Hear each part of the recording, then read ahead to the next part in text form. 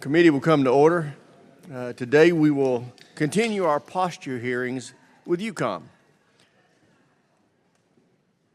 I'll remind members when we adjourn the hearing, we will immediately move upstairs for the closed briefing.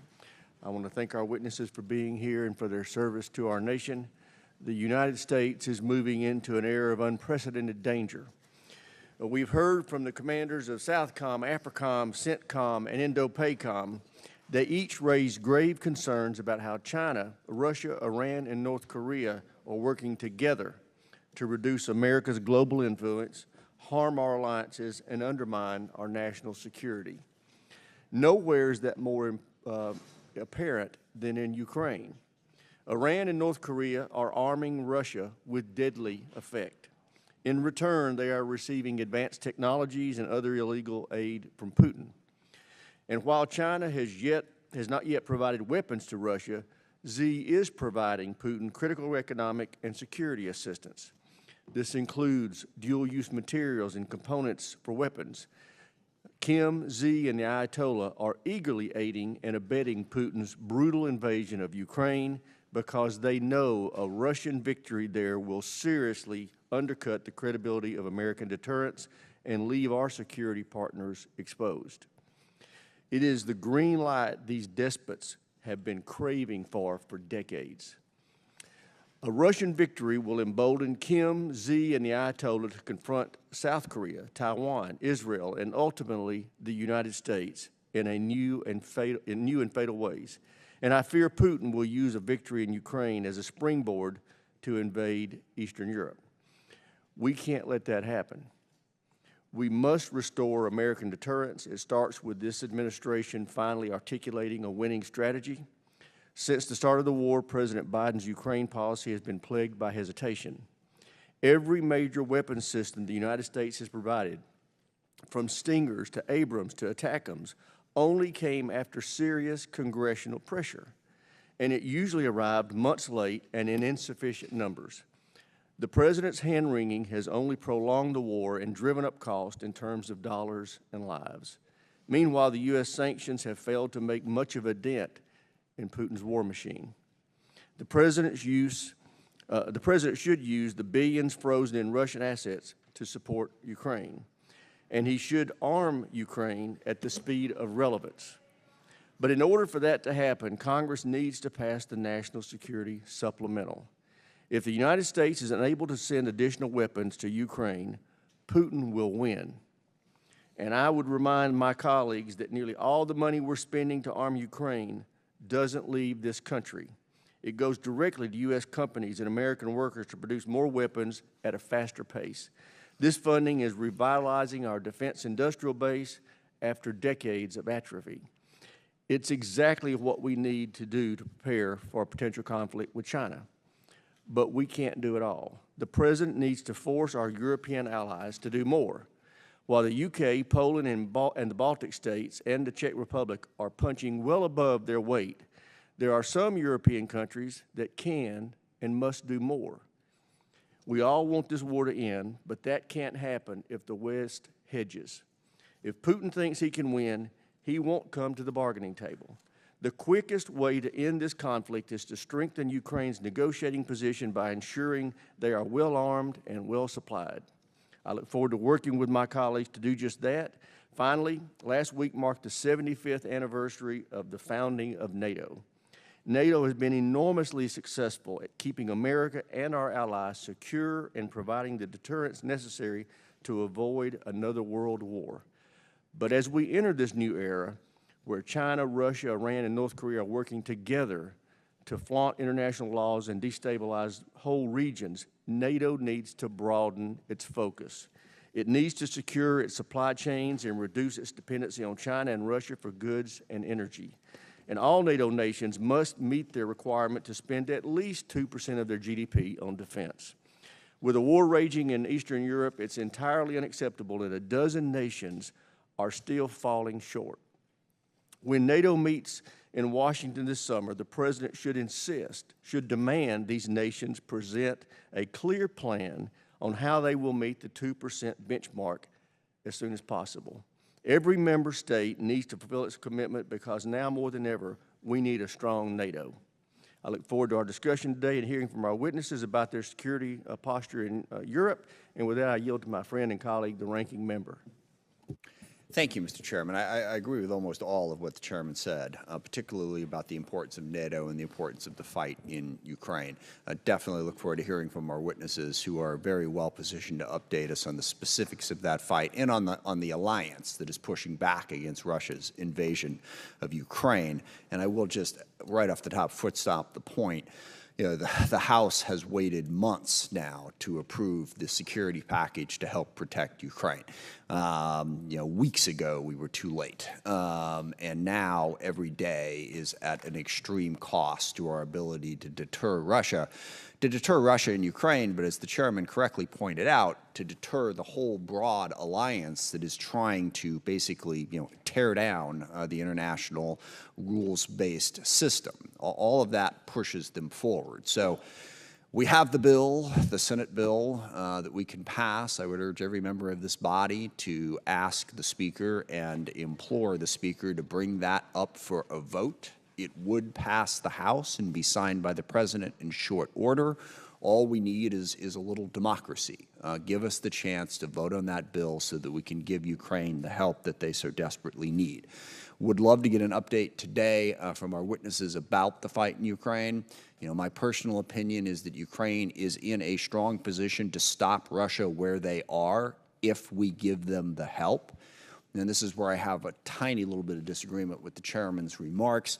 I think the Biden administration has been very clear on their policy from day one, which is defend Ukraine, make sure that we maintain a sovereign, democratic Ukraine while not stumbling into World War III with Russia. And that second goal is not irrelevant, okay? Making sure that that didn't happen is an important part of the policy because that would make everything vastly worse. It is not simply a matter of we're going to war with Russia no matter what. There are very complicated calculations to make sure that we don't stumble into that broader war, which would definitely jeopardize our interest and the world's interest, which means that taking some care in how we do that was actually a very smart policy. But even with that, if we go back to February of 2022 when the war started, the assumption was it was over. There was nothing Ukraine could do. Russia would take them out in a matter of weeks. The coalition that was pulled together in large part by this president and by this administration that built a 50-nation strong coalition to support Ukraine is the reason, part of the reason, the other part being Ukraine's incredible courage and ability to fight, that was stopped. I think we need to recognize that. We also need to recognize the other point, and I'll get back to agreement with the chairman at this point, that if we walk away from that mission, that will undermine our ability to build the alliances that we need to confront all elements of this, not just Putin, but China and Iran and North Korea and Hamas and Hezbollah and all the groups that threaten us. So you can't say, well, we need to walk away from Ukraine because China's more important. If China's more important, that just emphasizes the fact that we should not walk away from Ukraine as we go forward. The other piece that I'm interested in both of our witnesses' thoughts is on the sanctions piece. You know, part of the reason that sanctions have not been as effective as we would have liked is because China, in particular, has been there as an economic backstop, but not just China. Other nations like India, South Africa, Brazil have continued to do business. There was a fundamental shift in U.S. economic power globally, and that there are other nations now that are stepping into that void. We don't have the ability to simply choke off another nation that we once had because of that alliance that is being built. And I think that means that we should start thinking about, well, how do we deal with that? What is a new strategy to recognize that we are definitely in a competition now for economic primacy in the world, and how do we best confront that competition? I'm worried that we overly rely on sanctions, certainly not in this case, not where Russia is concerned, but in a number of other cases that push nations across the globe away from us and into the arms of China and Russia. Which only further weakens our ability to hold Russia to account for this war. But let me close where I started, and that is the importance of Ukraine. Ukraine can, in fact, win. They can maintain a sovereign democratic Ukraine and stop Russia, but only if we help them. And the implications of that, certainly for NATO more broadly, are profound. So I urge the Speaker again, give us that vote so that we can help Ukraine defend the interests that are important to us as well as to Ukraine and the rest of the world. And with that, I yield back. Thank you, Mr. Chairman. Thank the ranking member. Now introduce the witnesses. We have the Honorable Celeste Wallander, the Assistant Secretary of Defense for International Security Affairs, and also General Christopher Cavoli is the Commander of U.S. European Command. I welcome the witnesses. Ms. Wallander, we'll start with you. Thank you. Thank you, Chairman Rogers, Ranking Member Smith, and distinguished members of the committee. This is a great opportunity to testify, and I want to also thank you for the support of Congress and the committee to enable the Department of Defense's operations and posture in Europe. It is an honor to appear alongside General Cavoli. With its unprovoked invasion in 2022, Russia revealed its determination to revert to an international system that rewards aggression. In response to Putin's challenge and to ensure continued deterrence and defense of our collective security, the Department has enhanced its posture in Europe over the last 2 years. But we are not alone. I can report that our allies in Europe are sharing the responsibility for collective defense. Together with our allies, the Department is committed to reinforcing the lesson that aggression will result in very costly failure. American security and prosperity rely on that fact. In Ukraine, our strategic goal is to see a sovereign, independent, economically viable, and democratic Ukraine emerge from Russia's failure, a Ukraine with the means to deter and defend itself against further aggression. Russian forces continue their assault in Ukraine's east and south and target civilians and critical infrastructure across Ukraine. Ukraine's defenses and its population will face devastation without additional U.S. security assistance to join with Europe's. With congressional support, we will strengthen Ukraine in forging a strong defense industrial base that provides Ukraine with its required capabilities and resilience. Meanwhile, we have organized our allies and partners into coalitions focused on key capability areas for Ukraine's Air Force, ground-based air defense, artillery, maritime security, armor, information security, information technology, demining, and drones. Through U.S. leadership of the Ukraine Defense Contact Group, we have provided more than $88 billion in security assistance to Ukraine. U.S. leadership is ensuring that Russia is bearing enormous costs as a result of its war against Ukraine. Russia has expended $211 billion to equip, deploy, maintain, and sustain operations in Ukraine, resources that Russia's limited economy ill affords. Russia's armed forces have suffered at least 315,000 casualties in the fight. Yet, because of Putin's obsessions, Putin's Russia will be a threat to European and U.S. security for years.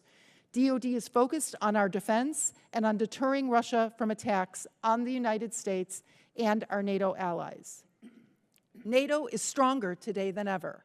Finland and Sweden are allies, and more allies than ever are devoting at minimum 2% of GDP to defense.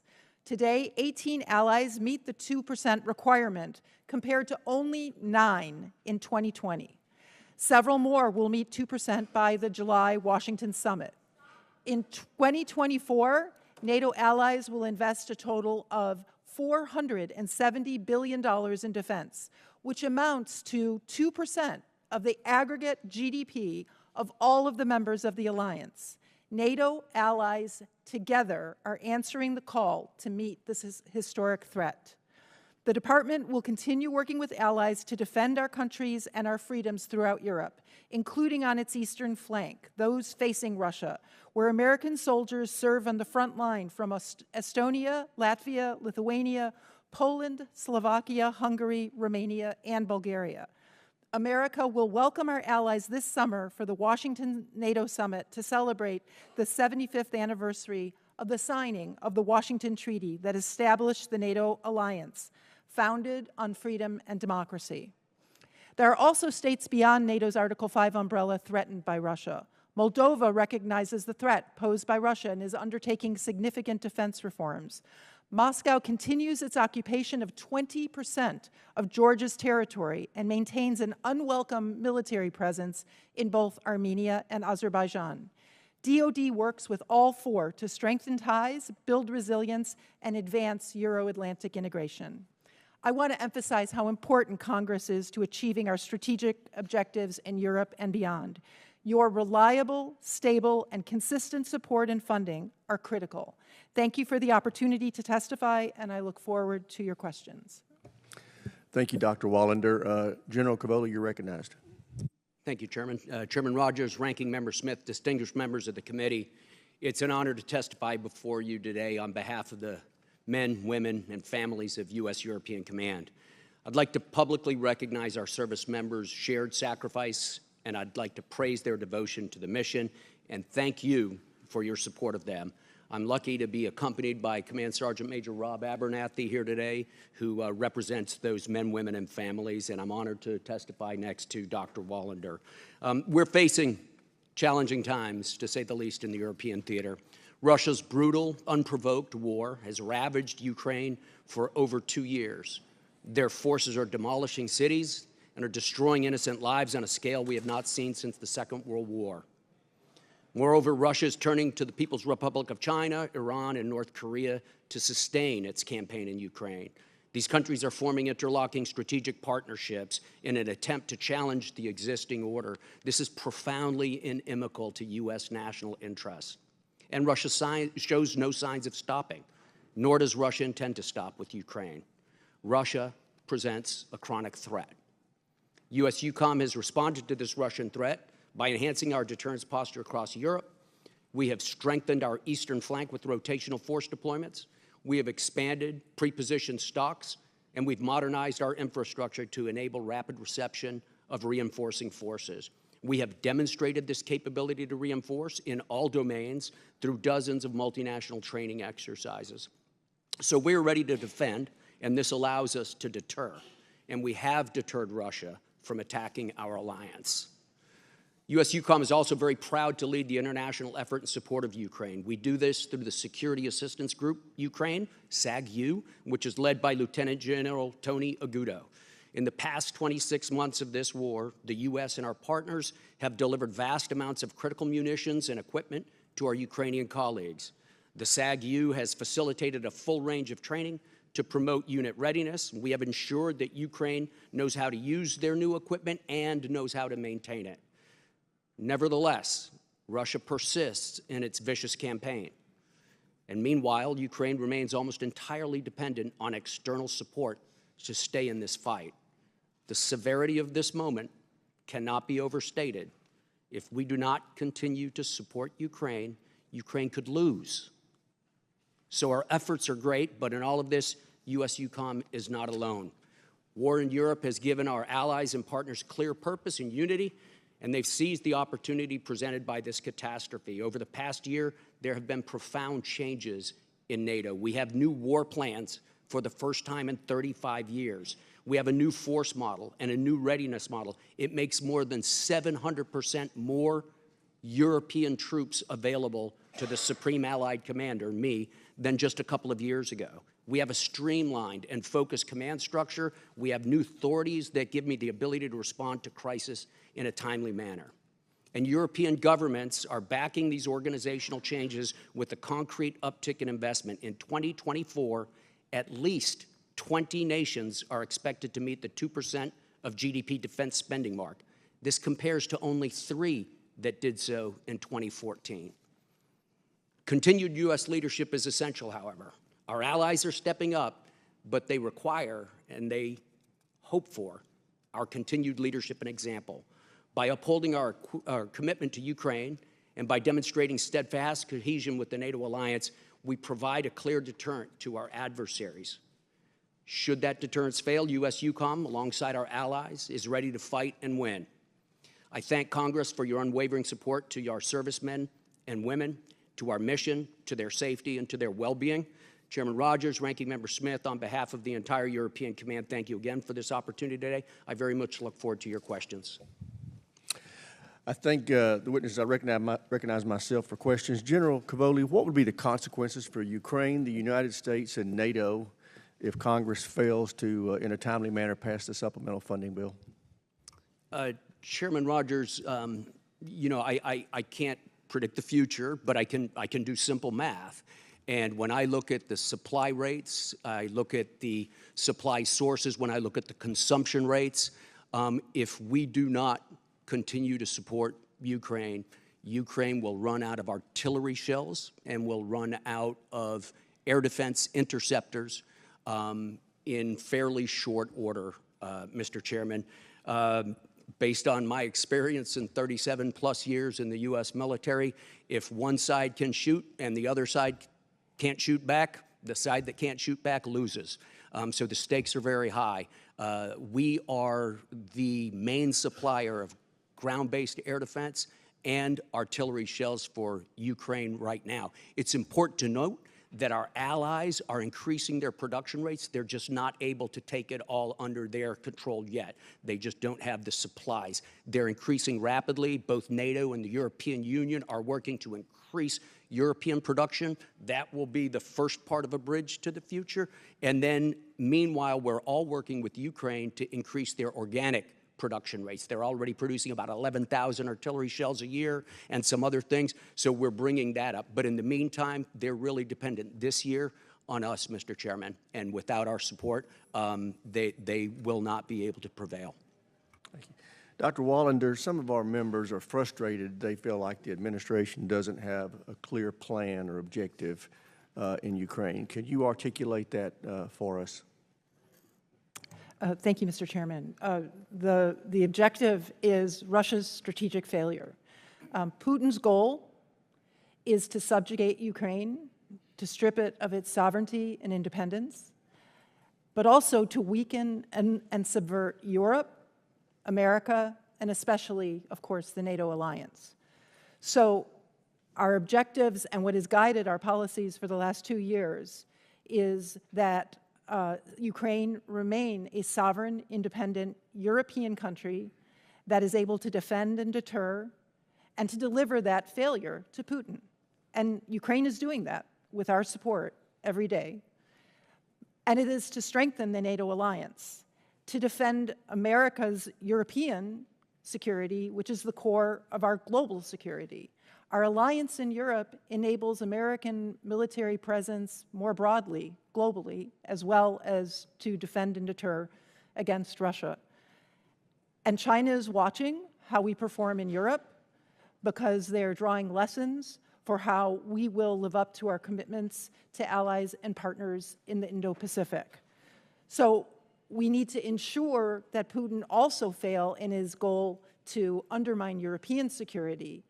We are doing this out of self-interest, out of American national security interests, as well as, of course, the admiration that we Americans feel for Ukraine.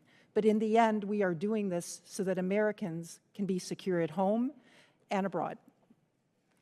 Okay, General Cavoli, if funding is not provided by the U.S. and NATO for Ukraine and that government falls, do you believe that Russia will take the entirety of the country or just a portion thereof? Mr. Chairman, I believe that Russia will take as much of that country as they can get. And if the Ukrainian armed forces are not able to hold, they'll take as much as they can. This could, in the worst case, put Russian soldiers throughout Ukraine, which would put them on many more NATO country borders than they are currently. And that would cost an awful lot for us to deal with. And do y'all have an expectation of what would happen next after, assuming that Ukraine falls and Russia takes the entirety of the nation, at some point, do you believe there'll be further aggression or not? And if so, what would that be? I believe Russia would be emboldened, Mr. Chairman, and I believe at some point they would commit further aggression. And if I may, I'd like to ask Celeste if she has that as well. I fully agree with General Cavoli. Putin is not going to stop at Ukraine. Ukraine is a step towards undermining European security and the transatlantic alliance, and therefore American security. Thank the witnesses. Chair recognizes the ranking member for any questions he may have. Thank you, Mr. Chairman. General Cavoli, taking the flip side of that question, if we get assistance to Ukraine as is currently outlined, what do you assess, though, their chances of stopping Russia where they're at least right now? Sir, I think those chances would be very good. I think they would be able to do it. We work very closely with them on their general plans and the way to accomplish them. And they have solid plans. They have a solid approach to their defense.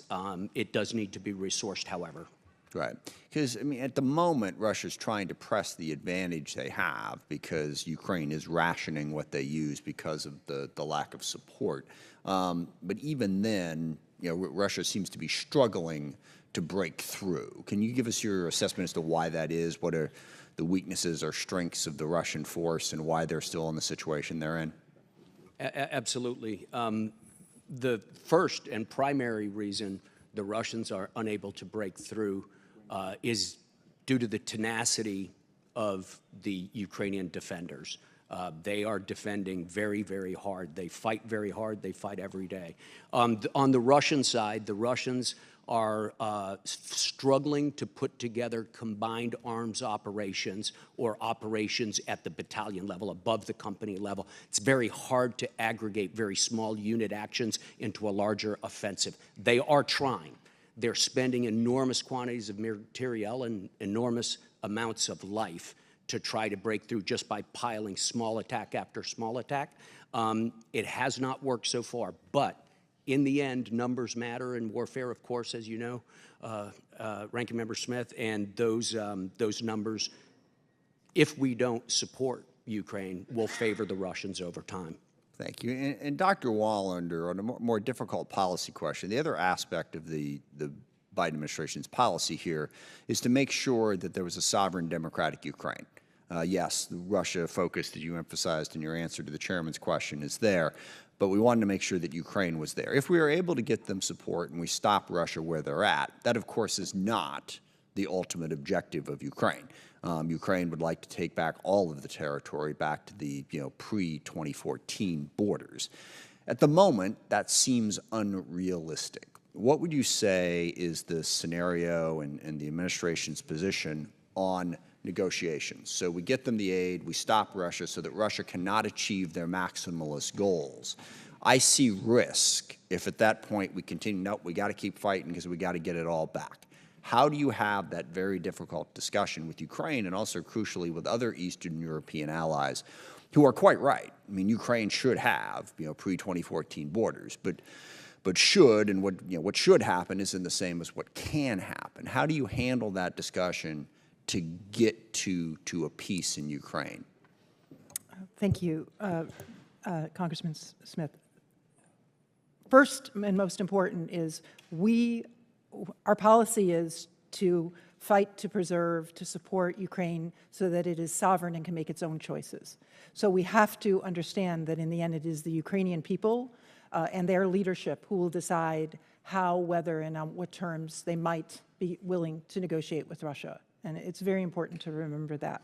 And we are supporting them in security assistance, but also economic assistance and other parts of the U.S. government so that Ukraine can be that sovereign country and have that decision and live to see that day. I do think there is a misconception that what Putin is after is territory. He's not after territory. He's not after Bakhmut or Avdiivka or even Odessa. He's after Ukraine. Yes. And so we have to understand that while there may be a negotiation over territory at some point, some territorial resolution, we have to be ready for the fact that that probably doesn't mean that Putin gives up on the goal to subvert Ukraine and through Ukraine, Europe. So we have to do both things. We have to support Ukraine in negotiations if it chooses to negotiate, but we must not be fooled into thinking that brings an era of peace and cooperation back to Well, any Europe. negotiation would have to make sure that there were clear security protections for Ukraine going forward. We could not simply rely on Putin's word that he would not go further. I completely agree with that. I yield back, Mr. Chairman. Chair now recognizes the gentleman from Georgia, Mr. Scott. Thank you, Mr. Chairman.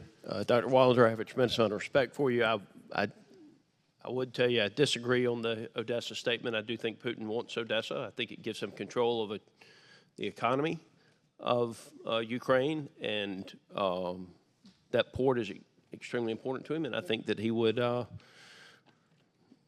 like to charge a tax on everything leaving that port and give it to one of his oligarchs or keep a portion of it for himself. But my question gets to your statement about Russia's strategic failure being the Biden administration's goal. Certainly that's my goal. I want Russia to fail. I want Putin to fail. I want Ukraine to win. And you also talk about Russia's limited economy.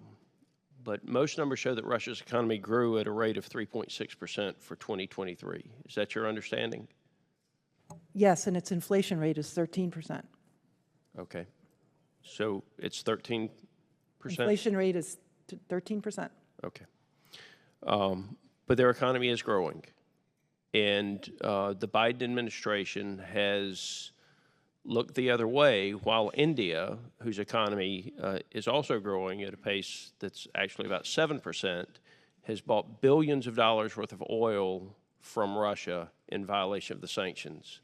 Is it correct? I want to ask you about the opinion on the Biden administration. I will ask you, though, is it correct that India has purchased billions of dollars worth of oil in violation of the sanctions from Russia?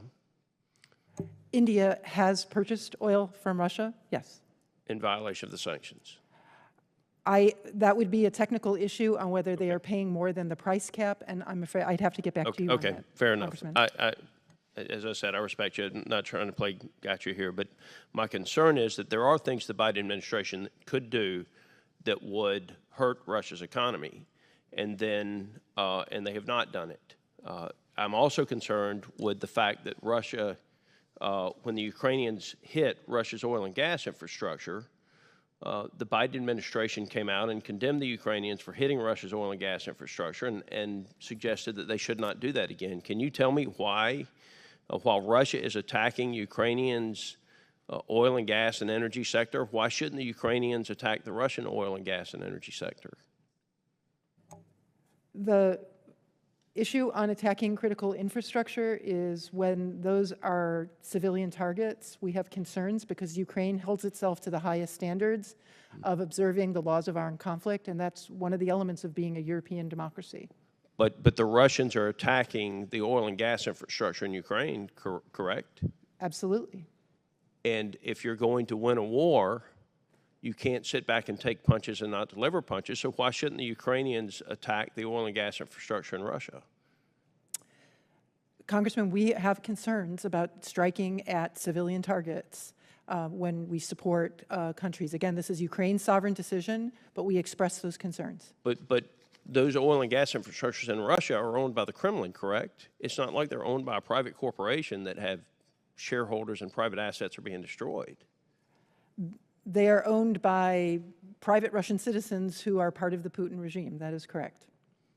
I mean, it makes sense to me that we should destroy them. General Cavoli, you talked a lot about our NATO partners and their ascension to the 2%. Russia is currently spending, as I understand it, 6% of their GDP on their military.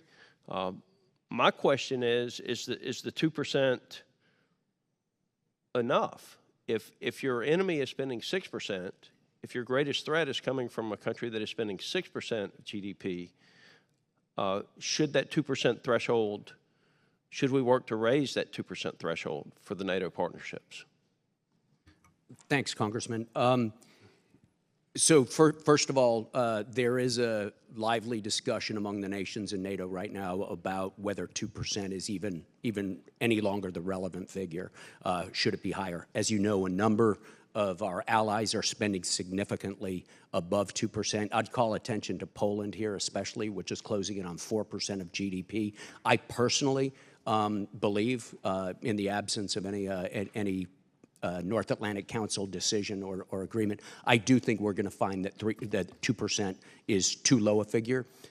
We have plans that have driven force structure requirements that nations are now going to be asked to build towards. So there's a blueprint, there's a shopping list for that 2%, and I think we're going to find the 2% goes pretty quickly, Congressman. Gentleman's time's expired. Chair, and I recognize the gentleman from Connecticut, Mr. Courtney. Thank you, Mr. Chairman. And again, just want to join the chairman and the ranking member in terms of the urgency of getting this supplemental assistance package voted on. Again, I think it's important to remember that the vote in the Senate was 70 to 28, which, in this polarized environment, that sends a very strong, confident message that the votes will be there in the House if we take this measure up, and hopefully we could do it tonight. There is a discharge petition that's actually been filed to force a vote, and it's just shy of 200. 218 is the magic number, and again, something hopefully members will think about as the clock keeps ticking in terms of the urgency of this issue. General, your testimony pretty powerfully described the fact that in pages 2 to 5 about the fact that Russia, despite the horrific losses that they're experiencing, that is not slowing down investment in their military and their defense sector. And you and I just had a brief conversation to talk about, one of the areas where they have been continuing to invest is in the undersea domain, particularly, again, because of their presence and activities in the North Atlantic.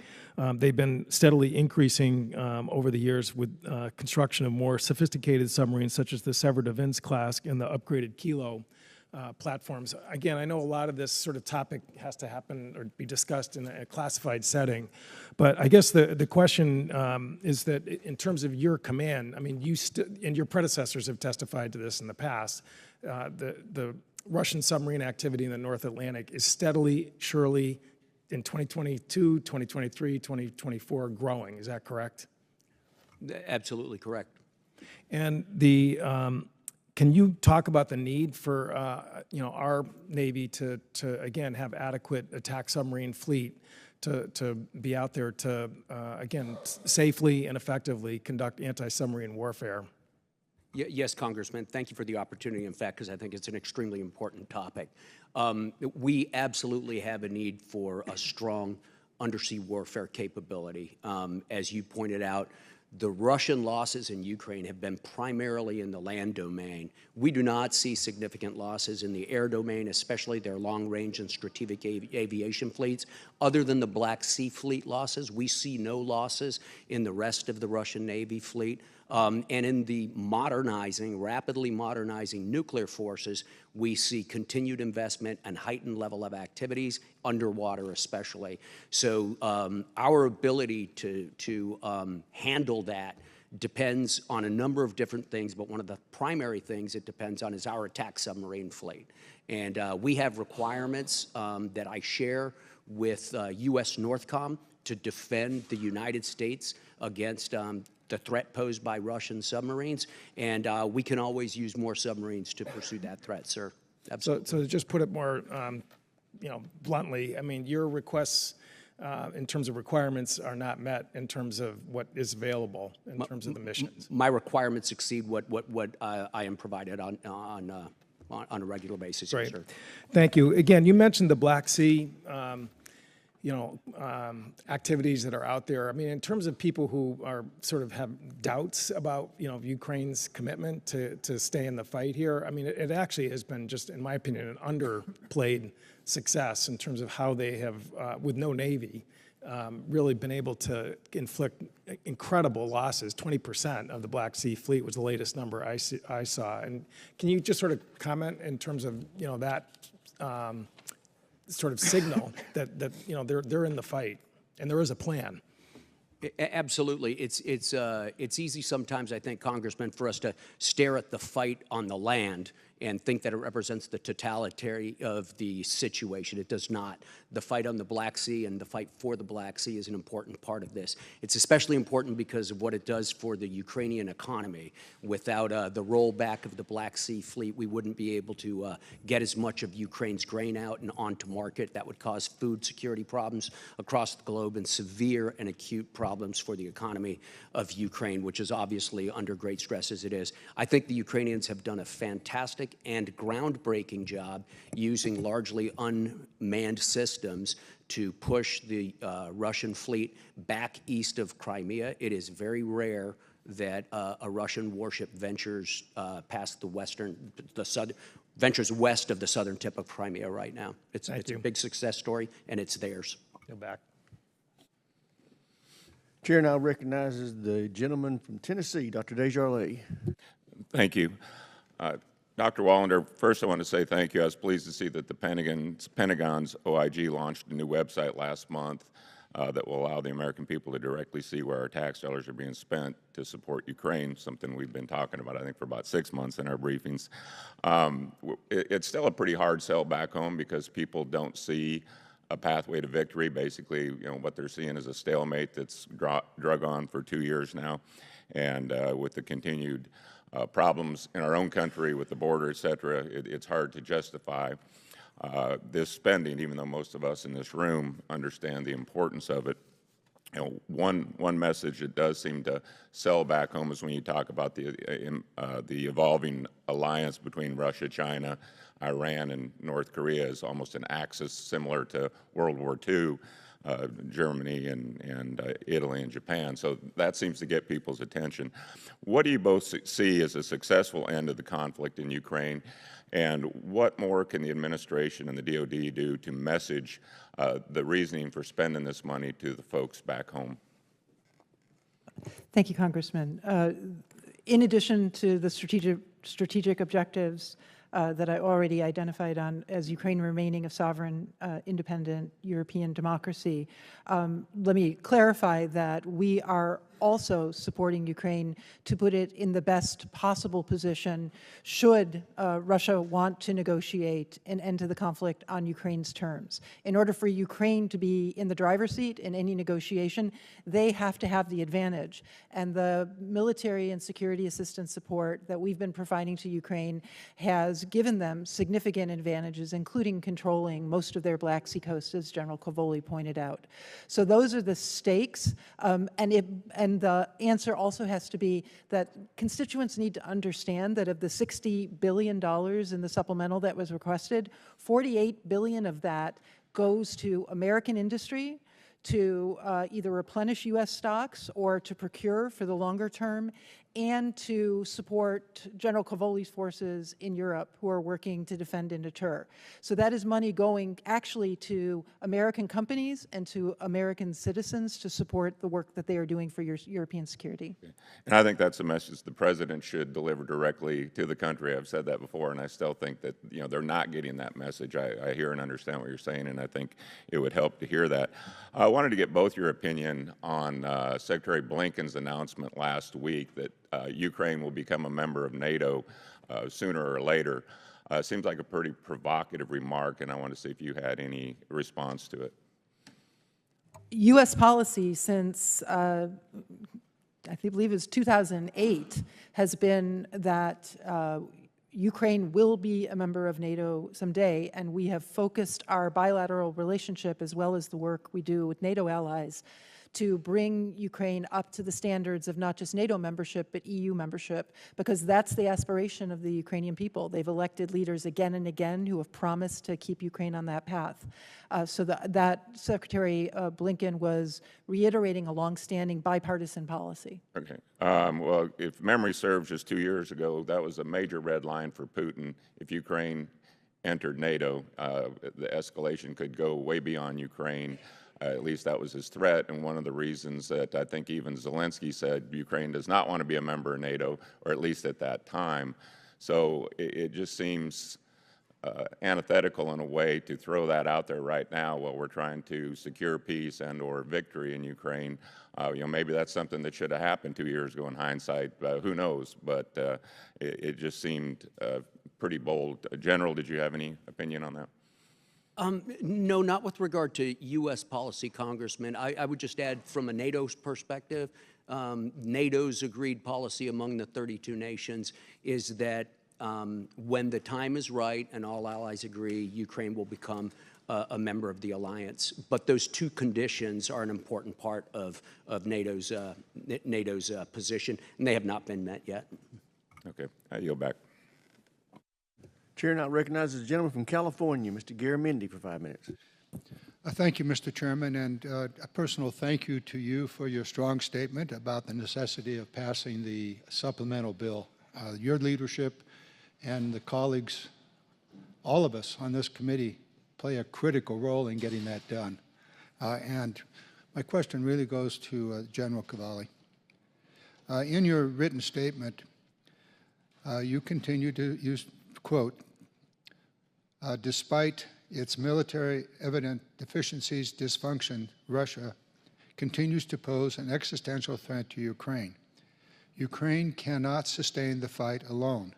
The United States, our allies and partners, must continue to provide Ukraine with munitions, weapons, and material. How dire is the situation in Ukraine, and what is the role of the United States not providing support to that dire situation, if in fact it is dire? Thank you, Congressman. The situation is extremely serious. The best way to think about this is in terms of what are the specific things that Ukraine needs. Our allies provide for some of those things, right? For instance, tanks. 90%, more than 90% of the tanks that have been given have not been given by the United States. They've been given by allies. They're sustained by allies. 100% of the fuel, the petroleum products that Ukraine needs have been provided by allies, not by the United States. But there are two places where the American contribution is critical. They're in the provision of artillery munitions and interceptors for air defense. Those two things also happen to be the most critical things on the battlefield. The biggest killer on the battlefield is artillery in most conflicts, but in this one definitely. And should Ukraine run out, they would run out because we stopped supplying, because we supply the lion's share of that 155. Likewise, the air defense interceptors, sir. Russia launches very large-scale attacks every few days, keeping with their production rate, what we believe their production rate to be. They produce, they save up, they launch a big attack. Those attacks would absolutely cripple the economy and the civil society as well as the military of Ukraine if they were not defended against. Without U.S. provision of interceptors, that will happen. And in closed session, Congressman, I'd be delighted to talk to you about the exact consumption rates and exactly how long I would predict things could go on without a supplemental. I think it's extremely important that in an open session, we fully understand the critical situation and the time frames associated with it. To the extent that you can describe it, you've already described it as an existential, dire threat without the United States munitions, 155s and air defense. Plow that field another time. If you want to restate it, restate it. It's absolutely critical that this Congress and the American public understand the situation. So say it again if you need to, and Ms. Wallander, if you would also chime in here from your perspective. Just 2 points to reinforce this. We are already seeing the effects of the failure to pass the supplemental. The Ukrainians are having to use less artillery. They're having, the Russians have made some advances, and they're having to decide what to defend, and that's why the Russian attacks are getting through and really harming the Ukrainian electricity grid. So we don't need to imagine, we're already seeing it. General? So the Ukrainians have been husbanding their shells in anticipation of the supply running out, Congressman. They have been rationing them. They are now being outshot by the Russian side 5-1. So Russians fire 5 times as many artillery shells at the Ukrainians, then the Ukrainians are able to fire back. That will immediately go to 10 to 1 in a matter of weeks. We're not talking about months. We're not talking hypothetically. Again, I'd like to be detailed in closed session, but we're talking about weeks, Congressman. Thank you for the opportunity to underline that. I do not see how they can win. Chair, now recognize the gentleman from Nebraska, Mr. Bacon. Thank you both for being here.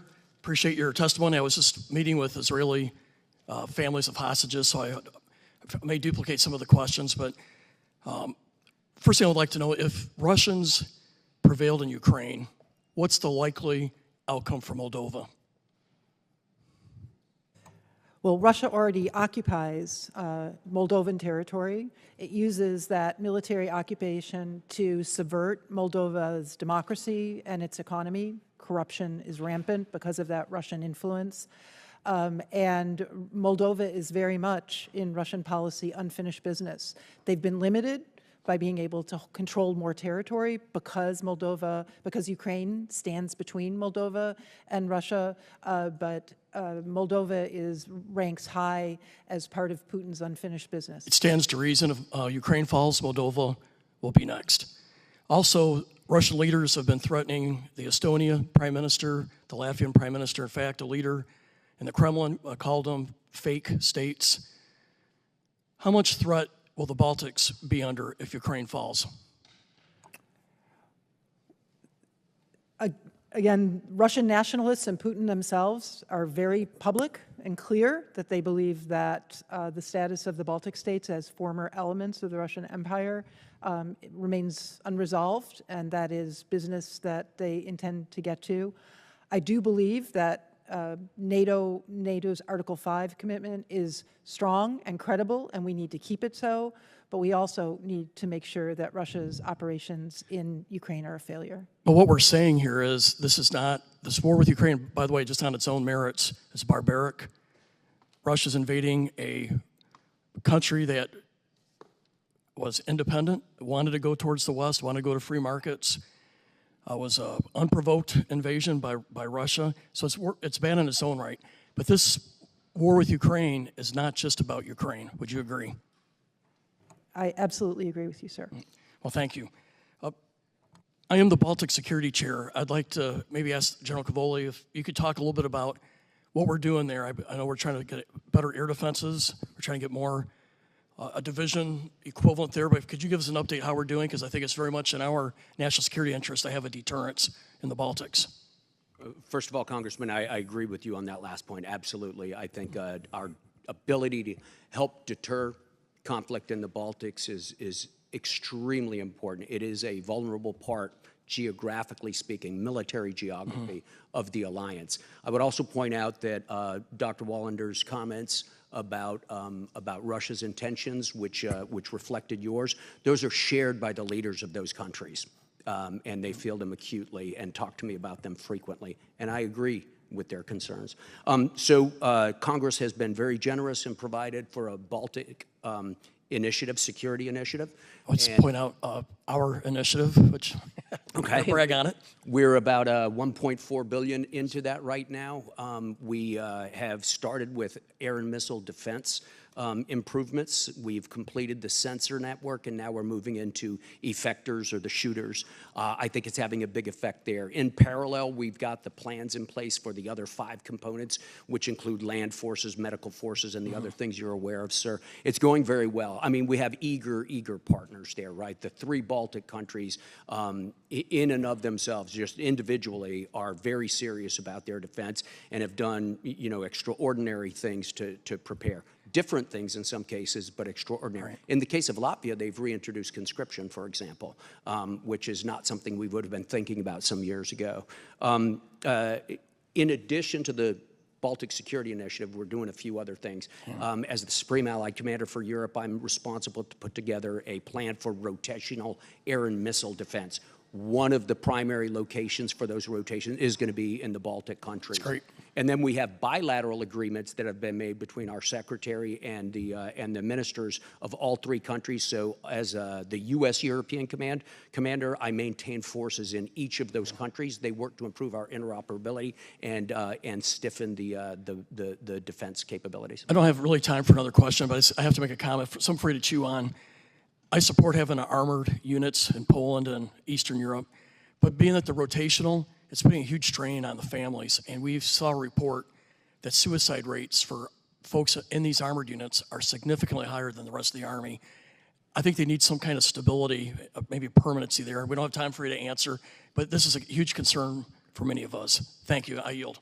Yeah, and I would echo that. I would like to have more discussion with you, General, about exactly that point.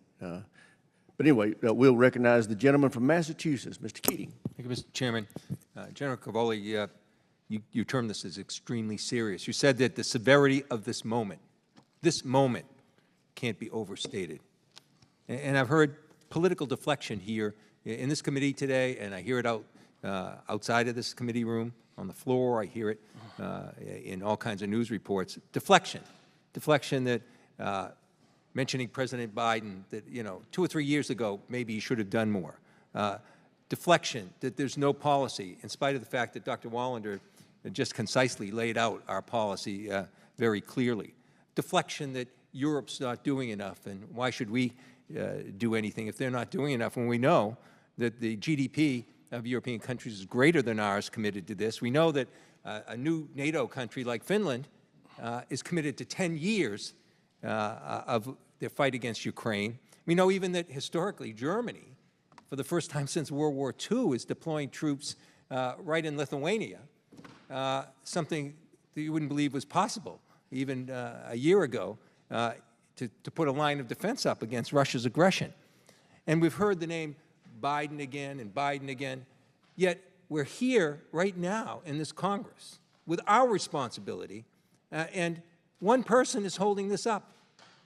One person is holding up a huge bipartisan supported package in the Senate, supported by the President and the administration, supported by the majority of people in this committee across the aisle, and I think around close to 300 members on the floor. One person. But I have never heard the name Speaker Johnson invoked once.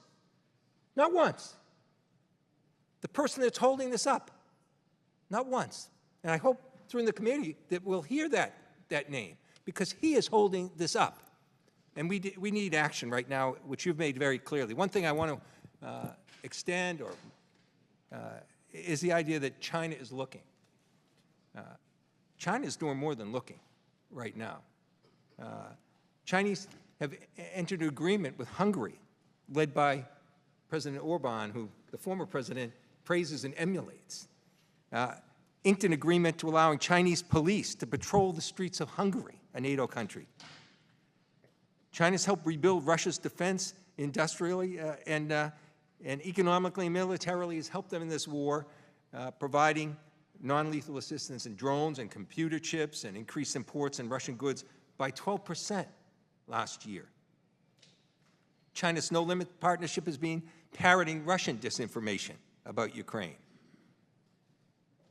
And several European ports have been entered into agreements with China's National Transportation Logistics Public Information Platform, where they present a risk, I believe, to U.S. and NATO allies that use these European ports to ship military equipment throughout the region.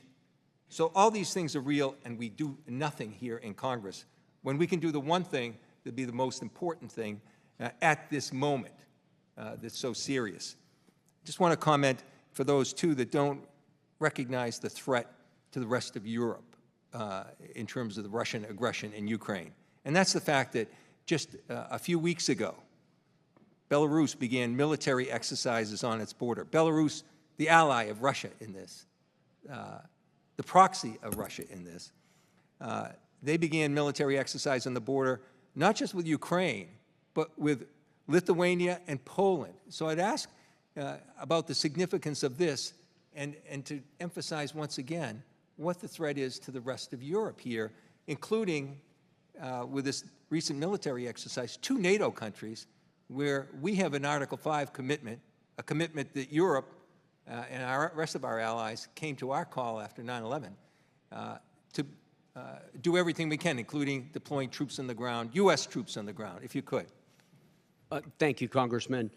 Yeah, so if Belarus is an extension of Russia and its military is an extension of the Russian military, that closes the gap between the Russian armed forces and NATO. And that presents additional problems in terms of time, space, in strictly military terms. Our allies there realize that. Our allies, when faced with the weaponization of immigration last a couple of years, both state-sponsored pushes of migrants across the border into Poland, into Lithuania, both responded by fortifying the border and closing the border with Belarus. So relations with Belarus are going in the wrong direction, and it's because of Russia, and it does have military complications. Beyond that, perhaps Dr. Wallander has something to say. Thank you very much. I yield back. Mr. Moreland, you're recognized for 5 minutes. Thank you, Mr. Chairman, and thank you, General, for your leadership and working with our NATO allies. It's a lot of coordination to do, but obviously you're asking us to continue to support, which I absolutely do. Our allies, of course, are important in our future battles as well.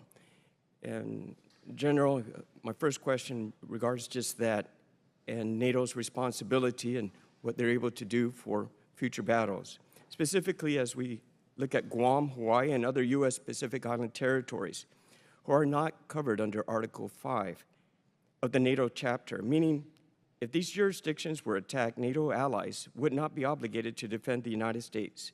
Now, while many countries have vowed to defend the U.S. in the Pacific, what assurance can EURCOM give to my constituents in Guam regarding their relationship to NATO? Thanks, Congressman. First, a little bit about the coverage of the North Atlantic Treaty, or the Washington Treaty, as it were.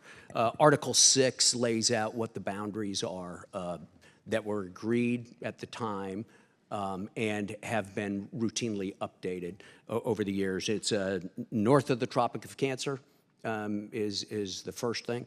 That excludes French possessions in Polynesia, like French Polynesia. It excludes British possessions such as the Pitcairn Islands, and it technically excludes Guam. However, that is changeable. It is amendable. All nations, to include the United States, have elected not to amend that over the years, and opportunities have come up. So as a highly technical matter, that's correct. However, any nation under Article 4, any nation that's attacked any place can always invoke consultations under Article 4. Say, I have been attacked, and I expect the rest of you to do something about it. And they may or may not choose to apply Article 5 no matter what the treaty says. So it is a technicality. Is it a technicality that's within our hands to amend? But I also think it's an extremely unlikely scenario, and I know that our allies are committed to our defense just as we are to theirs, sir. Thank you, General. It's very assuring, and appreciate that. My final question is, the future battlefields will present some unique challenges in the form of great distance in air and sea. In 2021, Rear Admiral Duke Hines, Chief Logistic for EURCOM, stated, the contest environment demands swift adaptability and flexibility to develop new ways to address challenges. One of those challenges will be the medical evacuation of our service members. General, given the different environments and climates and geographic combatant commands, has there been talks of best practices for the most effective medical evaluation plans that will result in the continued tactical, operational, and strategic advantages for our various commands and combatant commanders? Yeah, absolutely, Congressman. It's something we work on quite a bit. We work on it even harder now because of what we're observing in Ukraine, right? The casualty rates are just enormous. And if you contemplate a large-scale war across the European continent, we can expect them to be greater. So medical evacuation and casualty evacuation inside the European theater would necessarily and inevitably include civilian infrastructure. And we have coordination cells in NATO that help us do that. And Duke Heinz also was responsible for making sure that as U.S. European Command, we were plugged into that system. It is complicated because each country has its own national health system. Some don't have national health systems. So there's quite a patchwork to be put together. At the tactical level, I think, getting a casualty off the battlefield is something we're entirely capable of doing. The further processing of casualties beyond that is where it would become complicated. The second point I would make on this has to do with the Defense Health Agency and the transition to a new healthcare system. The healthcare system, the military healthcare system in the European theater, and I believe Lung Aquilino feels this way in the Pacific as well, is actually an inherent part of our combat capability. And so we've been lucky to be able to be sort of last in line for some of the transition there. And the final thing I'd say is I am concerned about this. One of the only things I offered as an unfunded priority back to the Congress this year, sir, was the construction of an aeromedical evacuation facility at Ramstein. Thank you for the opportunity, sir. I appreciate that. Thank you for your leadership in protecting our nation. Thank you. Here now Mr. recognize the gentlelady from Michigan, Ms. Slotkin. Thank you, Chairman. And I want to appreciate our chairman and ranking member for their bipartisan support for aid. We do need to get it over the finish line, and supporting it here in committee and supporting it out in the world is great, but we need to get it on the floor. We've heard this repeatedly. Speaker Johnson has a choice to make. I accept that it's a complicated choice. I accept that he's at risk of losing his job over that choice, but that's what leadership is. It's the big boy pants and making tough choices. I also want to note that there's a discharge petition right now on the floor of the House. It's the exact bipartisan bill that the Senate passed that includes Ukraine aid. We have one Republican who signed it on his way out the door. We need, I think, 2 more in order to have a vote that will pass on the House floor. So we're not without action here, or without actions that we can take to move this forward, even members of this committee. You've spoken eloquently about the consequences of not providing aid, about what Putin will do, or what he's proven to do. What he's demonstrated he will do. You've talked about how China is watching and the demonstration this is setting. To my knowledge, unless someone corrects me, the United States of America has never allowed a sitting democracy to be taken over by a sitting autocracy since World War II. Correct me if I'm wrong. So this would be precedent setting, and Ronald Reagan is right now spinning in his grave that we are giving up or threatening to give up on peace through strength. And I am super confused by the messages coming out of some of the members of the other side of the aisle, both here and in the Senate, about how Vladimir Putin should get a choice on who gets in NATO, that somehow he has a veto over our alliances. And maybe that logic would make sense if we thought that it would prevent him from invading other countries, if a deal with him would prevent, but he's gone into Moldova and Georgia and Ukraine again. So he's done it, people. There is no deterring him unless we take a strong stand, and that includes U.S. aid. I saw a report in the Washington Post yesterday that made my breath vacate my body, that while we're complaining about how the rise of Iranian weapons are being used by the Russians in Ukraine, that out of desperation, the United States of America is now sending seized Iranian weapons from the Houthis, from Yemen area, to Ukraine. Please give me the details on that and help us understand just the depths of our desperation, I guess. ASD Wallander. I can talk more about the details of provisions of specific capabilities to Ukraine, but we have used every opportunity to find ways since December to find extra stocks, to work with allies and partners, and we have had to get quite creative, and the Ukrainians have made good use of that while we wait for a decision on the supplemental. I think, again, if Ronald Reagan was spinning at our hesitance in providing arms to Ukraine, he is, I don't know what, exploding if he would see that seized Iranian weapons are now helping a partner stave off further invasion of their country. Can you outline for us what you think additional air defenses could do?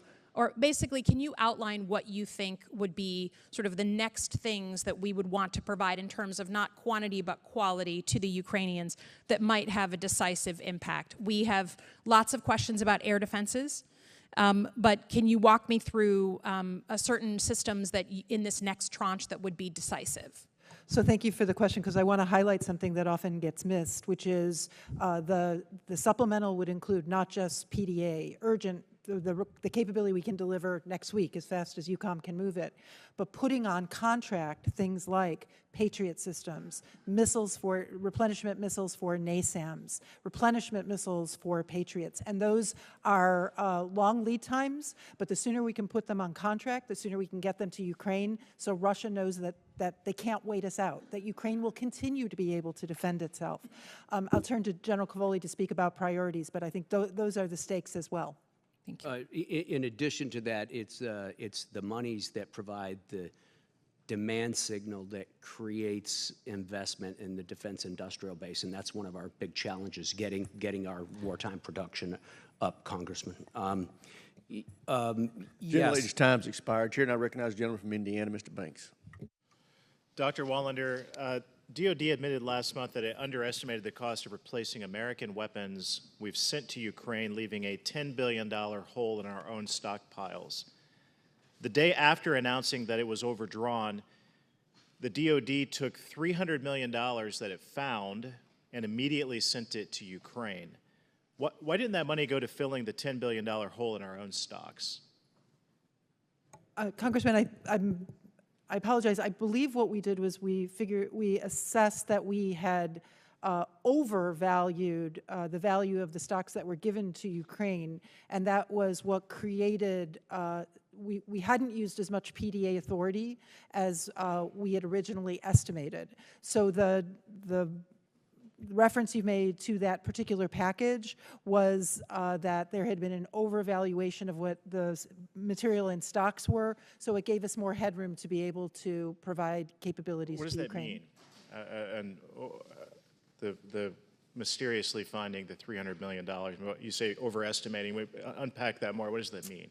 How does that happen? Yes, sir. The procedures are for PDA you're supposed to value it at the value of the existing stock, not the replacement value.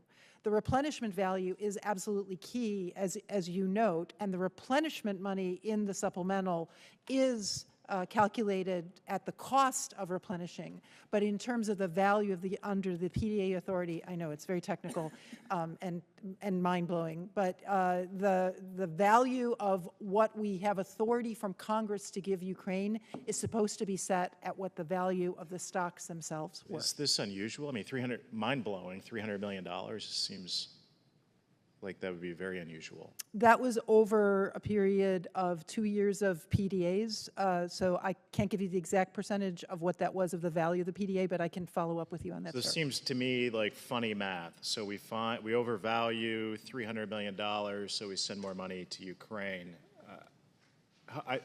I'm trying to wrap my head around it, and I can't. We sent more, not money, we sent more capability, more equipment. Why the emphasis on sending more money to Ukraine over replenishing our own stockpiles? There is not, those go hand in glove. In replenishing our stockpiles, we need the authority and the appropriation from Congress for the replenishment funds, as well as the authority for the PDA drawdown. You seem to be more interested in sending our stockpiles to Ukraine instead of replenishing them here. I'm not trying to make a point, I'm just really confused by it. We find an extra $300 million, we shovel it to Ukraine. Again, that was the authority, and it is matched by the replenishment money that Congress has provided us and that we need in order to be able to do more under the supplemental. So after you found this $300 million, as you said, mind-blowing is a great word for it, what did you do something to address that moving forward, that we're not going to find that the Pentagon's not going to mysteriously find another $300 million in extra money next year? I mean, how do you account for that moving forward? We do believe that that was a one-time opportunity that we were able to advance because of the waiting for the decision on the supplemental. We do not expect that there will be similar findings and savings. So a lot of the public is hopefully paying attention to this hearing today, and they hear about the Pentagon. I mean, the media covered this as well. Headlines about $300 million found at the Pentagon. I mean, is that embarrassing to you? I was relieved that we were able to provide capabilities to Ukraine. More money to do more for Ukraine, but the Pentagon mysteriously finds $300 million in extra money that we can give to Ukraine. I mean, is that embarrassing? I was relieved that we were able to find authority to be able to provide Ukraine with some artillery ammunition so that Ukrainian forces don't get overwhelmed on the front lines. Your colleagues said last year that it would be bad to send $650 million of U.S. weapons to Taiwan without cash to replace them. Do you think it's dangerous to send Ukraine $4 billion in weaponry without the funding? We would not send capabilities to Ukraine were it not for Congress passing appropriations for replenishment. I got to say, I mean, I lose trust in you and the Pentagon when incredibly mind-blowing $300 million is found and sent to Ukraine rather than replenishing our own stockpiles. It's really bizarre. I yield back. Chair now recognizes the gentleman from Massachusetts, Mr. Bolton, for 5 minutes. Dr. Wallander, I have a question about disinformation. You warn in your written statement that Russia's cyber and disinformation campaigns continue to threaten Euro-Atlantic security. We know that Russia has interfered in U.S. elections since at least 2016, and it's likely that Putin will ramp up disinformation campaigns as we move towards November's presidential election. Is Russia's disinformation machine trying to undermine U.S. support for Ukraine? Russia's disinformation machine is working not just in the United States to undermine support, but throughout Europe and indeed globally. And it is being magnified and picked up by disinformation operations in places like advanced by China as well. Is Russia's disinformation machine trying to undermine U.S. support for NATO? Russia's disinformation machine has been ramped up to undermine support for NATO, to try to raise doubts in Europe and in the United States about the value of the alliance to American security. So would you say that when Republicans echo these sentiments, trying to undermine support for Ukraine, trying to undermine support for NATO, they're essentially echoing Russian propaganda? I think it is extremely important to make sure that the American people know when they are being influenced by Russian disinformation, and exposing that disinformation is something that we work on in the interagency, not just DOD, but we work with state and with other agencies of the U.S. government, so Americans understand very clearly where that disinformation is coming from. Well, the Kremlin has made it very clear in a recently released trove of documents that they know exactly what they're doing in trying to get Republicans to support their cause.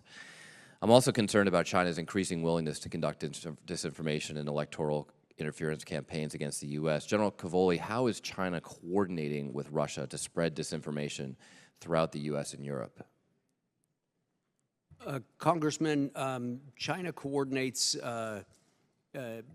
both in general terms, that is sort of echoing and sort of spontaneously echoing. They echo each other's messages in that regard. And we also believe that there's some specific coordination, and in closed session, I think we could discuss the specifics of that. But your general point, I think, is absolutely correct. This is a concerted effort, and it's not a single nation doing it. No, I mean, I want to be clear so everyone understands. Russia has a clear policy of trying to get conservative elements in the United States to trumpet their propaganda, and they're coordinating with China on this propaganda. So some members of Congress are becoming mouthpieces for Russian and essentially Chinese propaganda in the United States. I want to turn to a few lessons learned from Ukraine. The conflict is providing an important insight into ways that electronic warfare and drones are used on the battlefield, and obviously we have to learn from these examples. I mean, we've seen $5,000 drones take out $5 million tanks with ease. So, General Cavoli, what are some of the lessons that DoD is learning from the use and counter-use of drones and electronic warfare in Ukraine, and how are we quickly adopting those lessons for our own troops? The the Department of Defense and the services individually are very closely studying, what's going on in Ukraine through a variety of overt and not overt means, Congressman. We're studying it very closely at a technical level as well as at a tactical level. Drones do seem to be a feature of this war that is unexpectedly significant. I personally think that we have to be a little bit careful overdrawing conclusions about it. Many of the drones involved are not very destructive, especially the small commercially available ones or homemade types. And we don't yet see them being able to, drones being able to replace concentrated artillery fire, for example. But it's a great supplement to what's going on. With regard to electronic warfare, a lot of it we're familiar with. We've waged electronic warfare in the past, and we know how to defend against it. But the quantity of it and the ubiquity of it across the battlefield is important. And we're working on a lot of technical solutions, Congressman. So, General, if I go and visit some of your troops training in the field, are they going to be training in an environment with a lot of drones and a lot of electronic warfare, or are they going to have a few token drones flying around? Yes, I think throughout the Army right now, especially in the Marine Corps, the ground forces, you would find a great deal of experimentation as well as rapid fielding of small drones across the force. Both electronic warfare and drones are difficult to train with because of civil restrictions in airspace and things like that and spectrum management, but we manage to, and we're very enthusiastic about it. Gentleman's time's expired. Chair now recognizes the gentleman from Florida, Mr. Waltz. Thank you, Mr. Chairman. I want to talk today about NATO contributions to its own defense. And you both stated in your opening statements, kind of patting ourselves on the back, that we're going from the pathetic number of 11 out of 31 member nations contributing its bare minimum of 2% to its national defense, that, wow, we're going to 20 now. And we're on the right path. I think, frankly, that is the tyranny of low expectations, and it has infected our national security apparatus for many, many decades, including the many years that our European, look, we can be friends and allies and have tough conversations, but if we don't start imposing real consequences, if we don't start using the leverage we have, we literally cannot afford to subsidize European defense any longer. And what we often talk about, we're talking about the frontline European nations, they're contributing, the Baltics, Poland. But when we're talking about France, when we're talking about Germany, when we're talking about Spain, when we're talking about Italy, they're not. And all of those heads of state will be here in Washington for the Washington Summit this summer. Dr. Wallander, how are we as a matter of policy going to go from 11 to 31 contributing the minimum, the bare minimum? Not half, not a third, because we're continuously, and you're asking us to go to the American people again and again, and we'll be having the same conversation at this posture hearing, Mr. Chairman, next year. American people, dig deeper in your pockets because European politicians can't and won't get their people to dig deeper in their pockets. A good deal for them. It's a bad deal for the American people. This is pathetic. Half. Half is what we're congratulating ourselves for? Do you think that's a good deal for the American people, Dr. Wallander? No, I fully agree with you. It should be 32. And we press What is and the work. administration's plan, aside from asking, to get them to do it? So the plan has already yielded improvement, and we can share with you the updated numbers. There are, as of today, 18 NATO allies who meet 2%, which is 14 too few. We expect around several more by the time of the summit to announce publicly that they have met 2%, and we expect several other allies to have credible that plans. 2% or that they're on some kind of future That they have reached 2%. pathway. We expect the number to be larger by the summit. We have And Chancellor Schultz, in his famous speech in 2022, just after the invasion, promised to enshrine the 2% in law. The German chancellor, he did not. In fact, they voted it down in their parliament. Italian Prime Minister Meloni promised in 2023 Italian defense spending would increase, saying, quote, freedom has a price. Italian defense spending is actually declining. Spanish Prime Minister promises by 2029, 2%. It'd have to double its defense budget. It's not. You know who is doubling their defense budget in relation to the threat? Japan is. Their prime minister is here. They're living up to their shared burden commitment. The European nations are not. Mr. Chairman, it's not only the defense spending. What they are giving is in horrible condition. I'd like to enter into the record, Ukraine rejects German Leopard tanks due to their poor condition. Without objection. In this article by Reuters, the tanks currently stranded in Poland constitute the second part of a large-scale supply of German Leopard tanks. By the way, these are the ones that they leveraged to give us to contribute ours. The tanks were retired from active service more than a decade ago. So our European allies are under-giving. What they are giving is often late. What you see in the charts are often commitments and promises. We saw that in Afghanistan for years. And then what they are giving late and too few is often in poor condition. Dr. Wallander, how are we going to get to 32? Will you commit to get us to 32 within the next 3 years? Is that possible? we will commit to work with those allies who have not met their commitment, their required commitment that they agreed to at Vilnius, and get to 32 one by one. Gentleman's time's expired, although he makes an outstanding point. Gentlelady from New Jersey, Ms. Sherrill, is recognized. Thank you, Mr. Chair. And it's really, I think, as we've heard today, necessary that we get a vote on the floor of the bipartisan supplemental. We have been waiting now for far too long, and every day that we wait, Ukraine suffers, and those fighting for Ukraine suffer.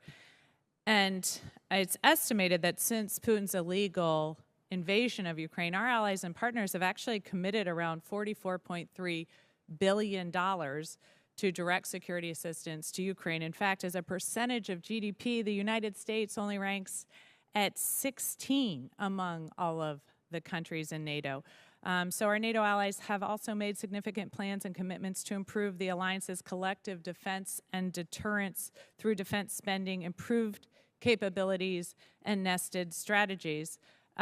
So we see many are, in fact, doing their part for the collective security of NATO and ensuring Ukraine maintains their right of self-determination. But Ukraine's running low on ammunition for essential artillery, air defense systems, and all while Russia's receiving shells from North Korea and Iran. So the Speaker has got to bring this vote to the floor. Time is of the essence, has been of the essence, and we must pass the supplemental. It is time for him to show true leadership, despite his own political concerns, and to really stop playing politics with this and start ensuring that Ukraine can effectively fight. Because our allies and partners have stepped up in the absence of U.S. support, but the United States is failing as a leader of the free world and a vanguard of democracies worldwide, and our adversaries around the world are taking note. So, Dr. Wallander, can you share your assessment of what the inaction of this legislative body will mean, not only for the survival of Ukraine, but also the dangerous precedent that this would set for the status of the United States as a leader for democracy to our allies, partners, potential partners, and importantly to our adversaries? Thank you, Congresswoman. We are viewed and greatly positively by Europeans for our leadership in the Ukraine Defense Contact Group. But unfortunately, the fact that we have been unable to provide capabilities to Ukraine since December, when the previous supplemental funds were used up, has created a challenge in our leadership of that group. Fortunately, Europe has stepped up in the 4 months since we have been unable to provide capabilities and have announced billions of dollars of additional security assistance. That's not enough, as General Cavoli has made clear, but we have worked with the Europeans and they have stopgapped us. However, they've stopgapped us in the anticipation that we will get that supplemental and we will get that capability for all the reasons that General Cavoli pointed out. They are unable to provide, especially the ammunition, the artillery ammunition, and the air defense interceptors that Ukraine requires. So we need to be able to do our part, because we haven't been doing our part in this collective support of European security through supporting Ukraine. Thank you. And General Cavoli, can you share your assessment of Ukraine's ability to defend their territory and airspace without this vital U.S. security assistance? Sure, Congresswoman. Their ability to defend their terrain that they currently hold and their airspace would fade rapidly, will fade rapidly without the supplemental, without continued U.S. support. And it will continue to fade until such time as somebody else is able to provide those munitions to the Ukrainians. As Dr. Wallander just pointed out, that production level is not in sight right now. We think it's at least months away, and that is why this is such an important time right now. That's why this is such an important time. Thank you. And I have to say personally, to see members of the Ukrainian military in my district seeking medical help who have lost their legs, who have lost their eyesight, who have been on the battlefield for hours and lost a leg because they simply didn't have an armored vehicle to come pick them up is devastating. And to think that as a foreign adversary to the United States of America attacks a democracy, that we might stand in the wings and not fully support this is offensive to this nation's traditional support for democracy around the world. Thank you. I yield back. Gentlelady yields back. Chair now recognizes the gentlelady from Michigan, Ms. McLean. Thank you, Mr. Chairman. And I would agree with my colleague that we need to stop playing politics. And I would agree with you, Dr. Wallander, but maybe not in the same perspective as you say. We haven't been doing our part. I take a little bit of offense to that. I want to talk about this article. U.S. urges Ukraine to stop attacking Russian oil refineries, the report says. In this piece, the U.S. government sources are said to be concerned with Ukraine targeting of Russian oil production facilities. Listen to this, because it could drive up gas prices. I quote, ahead of a knife-edge presidential election where prices at the gas pump are bound to be a contentious topic, this report seems to show that while the White House has incessantly demanded Congress pass additional Ukrainian funding, they are tying the hands of the Ukrainians for political purposes.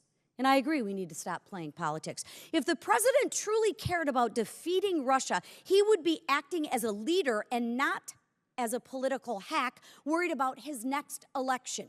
Mr. Chairman, this president has shown time and time again that politics are more important than our own national security. He is now giving Russia the green light to continue to destroy Ukraine.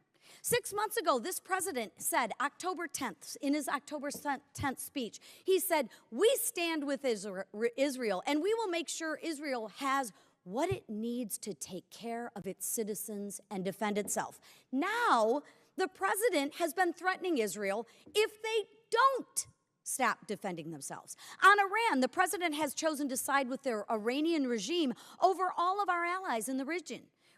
This decision has made the Middle East less safe, but American service members at risk, and given the regime room to provide deadly drones and munitions to Russia for their war in Ukraine. Again, the same war this president is demanding Congress provide more American tax dollars to. right? I take offense that we haven't done our part. Our southern border, the president chooses to play politics with our nation's security by opening the floodgates to illegal immigrants simply because President Trump had the border secured. I want to remind my colleagues what President Obama's Secretary of Defense, Robert Gates, said about the then Vice President Biden in 2014. I quote, "I think he's been wrong on nearly every major foreign policy and national security issue over the past 4 decades. A well-respected Secretary of Defense, a man who is held in high regards on members on both sides of the aisle, has said our president is always wrong when it comes to our national security." Mr. Chairman, I think it is imperative that this committee investigate whether President Biden is playing politics with the lives of Ukrainians and our NATO allies and the rest of the Western world. I ask unanimous consent to include the article in the record. Without objection, so ordered. And with that, I yield the balance of my time to Mr. Waltz.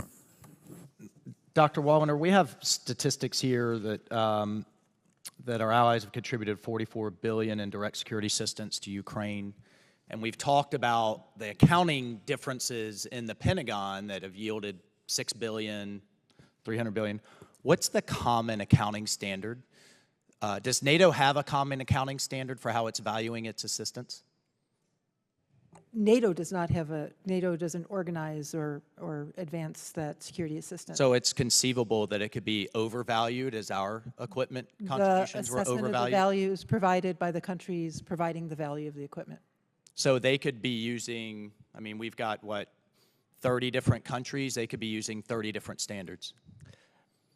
I cannot speak to their national standards. These are democracies. But they are accountable. You stated on the record in front of the American people, they're doing their fair share. We have figures saying they've contributed $44 billion. But you don't know how they're coming up to that $44 billion? Those are the figures that they report to their parliaments. So they're grading their own homework. Fair? Yes, those are our allies, and when they report numbers, we take them seriously. We just take it at face value. We take them seriously. Mr. Chairman, I think we should look at legislation to understand what our allies are actually contributing. Is it replacement value? Is it new value? Is it some value that they valued because they think it's valuable? Maybe they want to appear to be doing more than they are. I think this is a serious issue, and I find it concerning, Dr. Wallander, that we don't have a common standard for a number that we're putting out to the American people. Gentleman's time's expired. Chair, and I recognize the gentlelady from Texas, Ms. Escobar. Thank you so much, Mr. Chairman, and I'd like to thank our witnesses. Thank you for your service to our country. We are definitely living through very precarious times, and it is disheartening to see politics coming from this dais and this committee at a time when we really need to be united around our common goals and united for our common vision for the globe.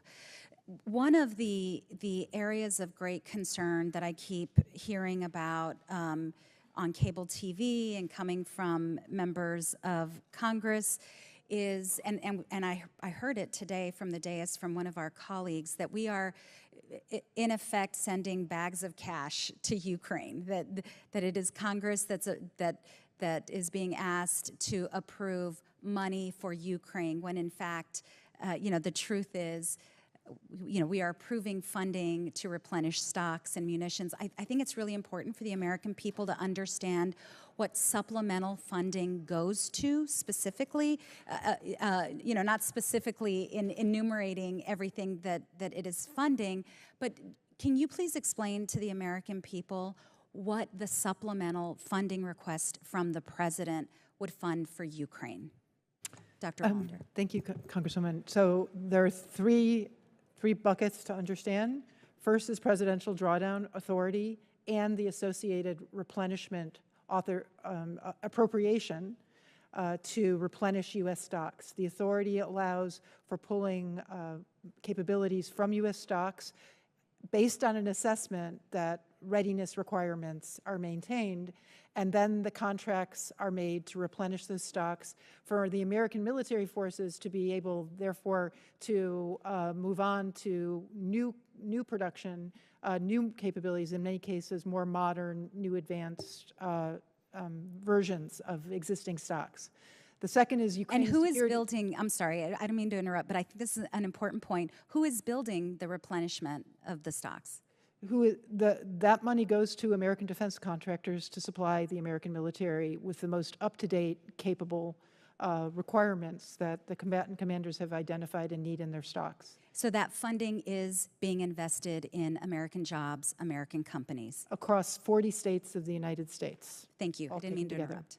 And then the second bucket, the Ukraine Security Assistance Initiative, is direct procurement from American defense industrial companies in those 40 states. So paying for contracts and capabilities that then on a longer term are delivered to Ukraine for building that future force for defense and deterrence. But again, that is not money that goes to Ukraine. That is money that goes to American defense contractors, to American workers in those companies. All that money stays in the American economy. And the third bucket goes to support EUCOM, its operations, its presence, its activities in support of Ukraine, so they learn how to use that equipment, so they're trained, so they know how to repair it, so that they are able to field it, and also to support all the work that General Cavoli's team is doing in support of Ukraine. Thank you so much. I think it is so important every time a member of Congress talks about sending money to Ukraine and uses that term. I think it's so important that we remind the American public where that money is actually going to, the jobs it creates in our own country, in our own states. Otherwise, this is part of, I'm concerned, it's part of the Russian disinformation effort to mislead the American public about that funding. Very, very quickly, the House has been frozen for months on this request. It's up to one man, the Speaker of the House, or colleagues on the Republican side who will sign a discharge petition. Only 30 seconds left. If we were to approve that supplemental request in the next week or two, how quickly would help get to Ukraine? We would be able to, with EUCOM support and Transcom support, begin immediately within a week or two to provide the ammunition, the artillery ammunition, to provide interceptors to Ukraine. And I think it's important to underscore today the Ukrainian defense is being outshot 5-1.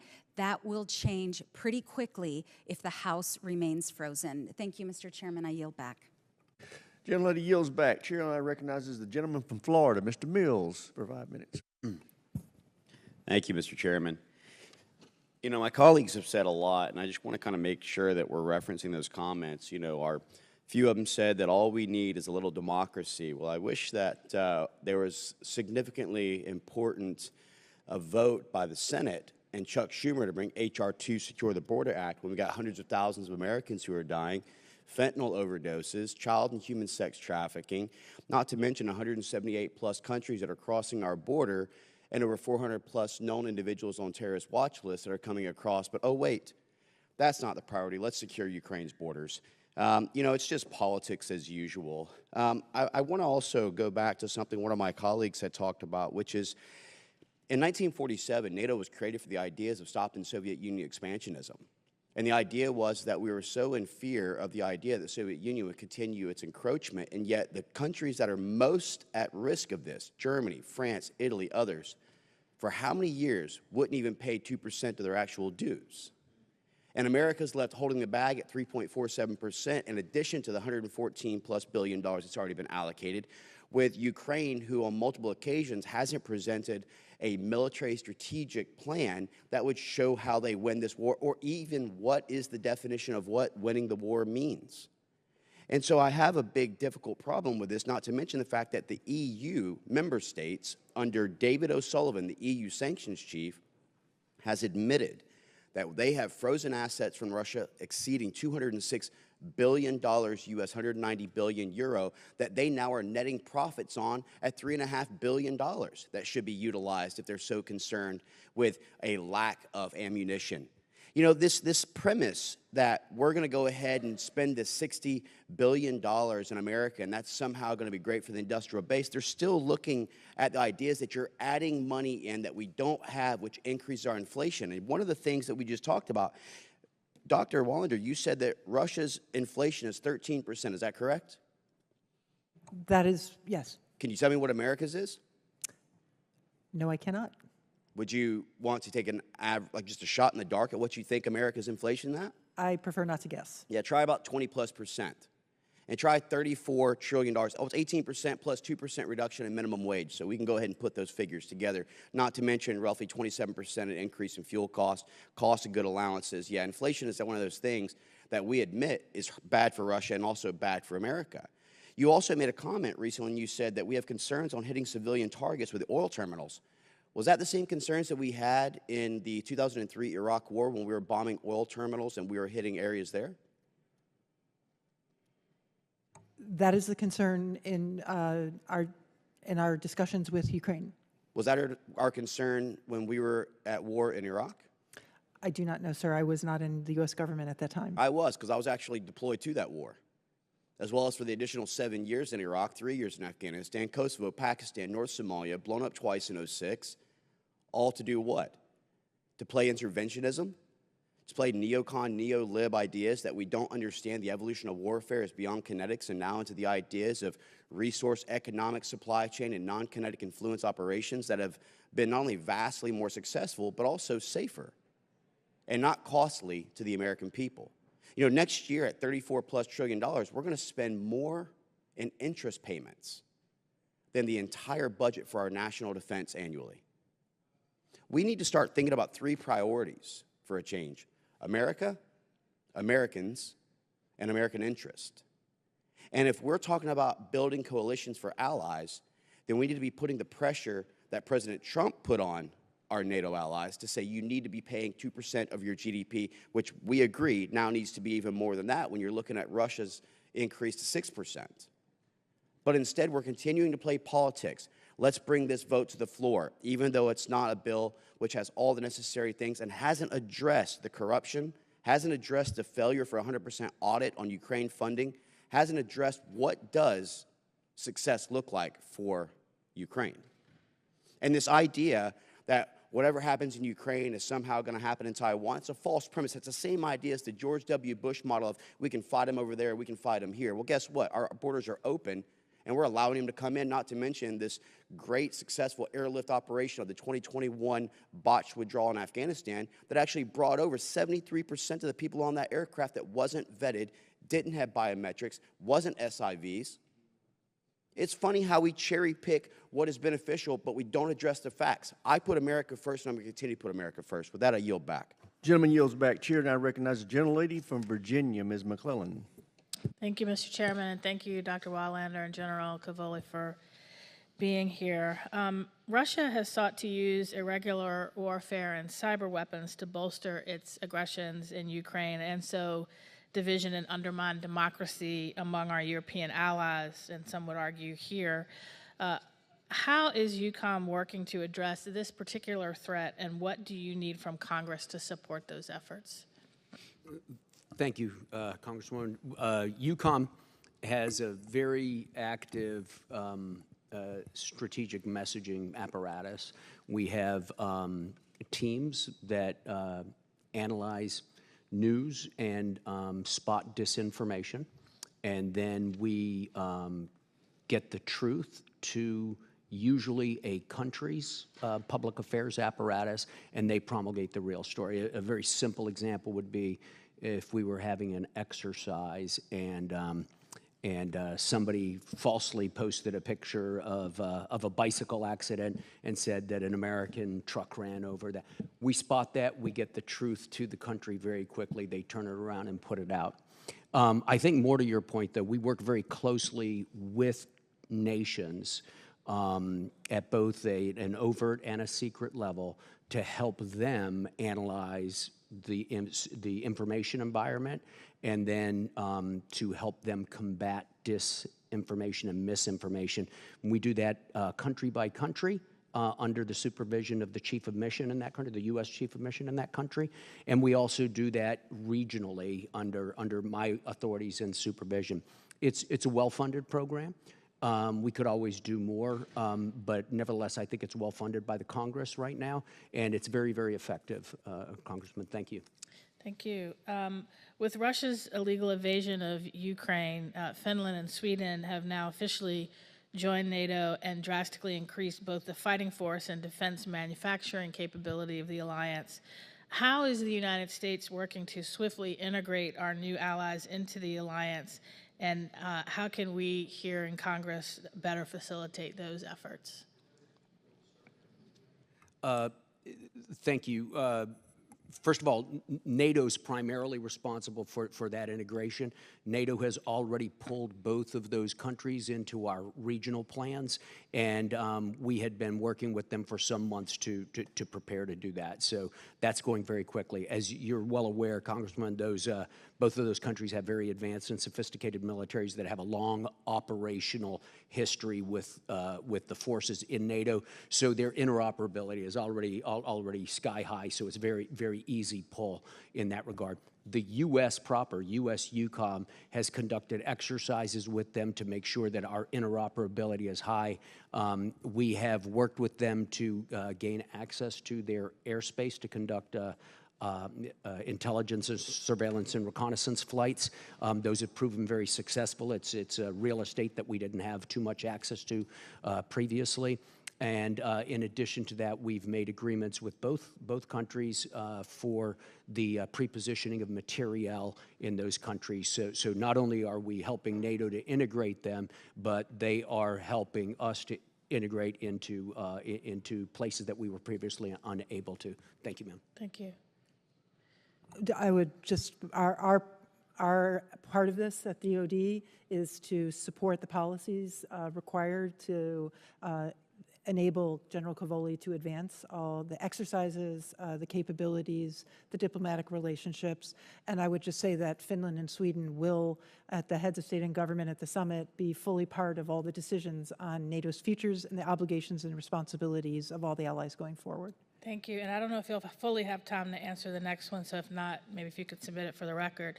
But with Russia pulling out of the New START treaty, which is an incredible blow to the system of nuclear arms nonproliferation that has been a guiding light of the post-Cold War era, what does that decision mean for prospects for future nuclear nonproliferation efforts, and how concerned should we be about what this signals concerning Russia's strategic weapons goals?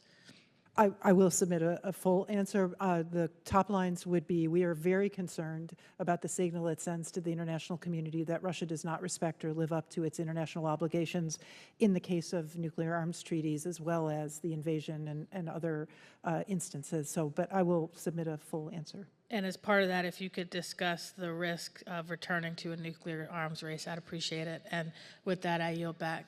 Gentlelady's time's expired. Chair, and I recognize the gentleman from Texas, Mr. Fallon.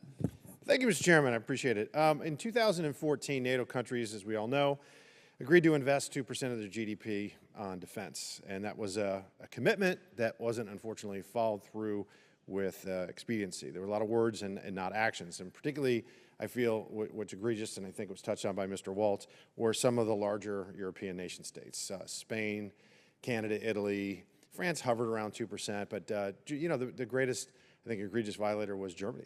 Fourth largest economy in the world, and they weren't stepping up. So I have a two-part question for General Cavoli.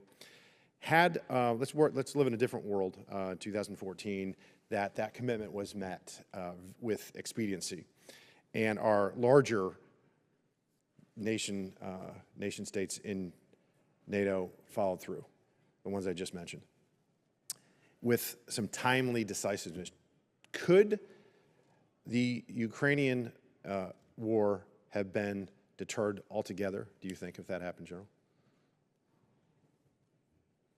I'm sorry, Congressman. Are you asking, had nations, especially the larger allies, been spending at or above the goal, would that have deterred if they had made their commitment with expediency, say in 2015 and 16, and said, you know what, particularly after Crimea, we're going to spend 2.5%, whatever, and they followed through with it, and Germany said, we're in a different world now, we're going to take the lead and France followed as well, Italy, Spain, Canada. Do you think that Vladimir Putin would have invaded anyway in 2022?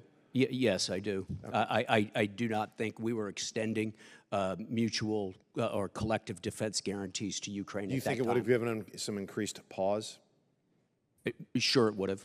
Okay, so it would have been a good thing, but the lack of action certainly encouraged it. If you say you're going to do something, and then you don't do it, I think it's worse if you hadn't said anything else. You would have better off not saying anything at all. And in NATO in 2014, a lot of our allies said they were going to do something. They didn't do it. And I think that was a breeding ground for an authoritarian land grab, quite frankly. One other question, General. I notice that when you look at the closer you get to the threat, which is Russia, the more the defense spending tends to go up. In fact, I don't think there's a country, a NATO country, that borders Ukraine or Russia that has not met that 2% commitment.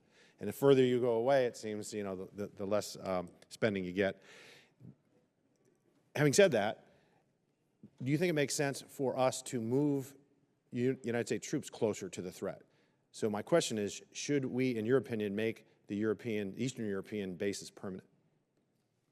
First of all, Congressman, the United States has and is moving forces closer to the eastern flank.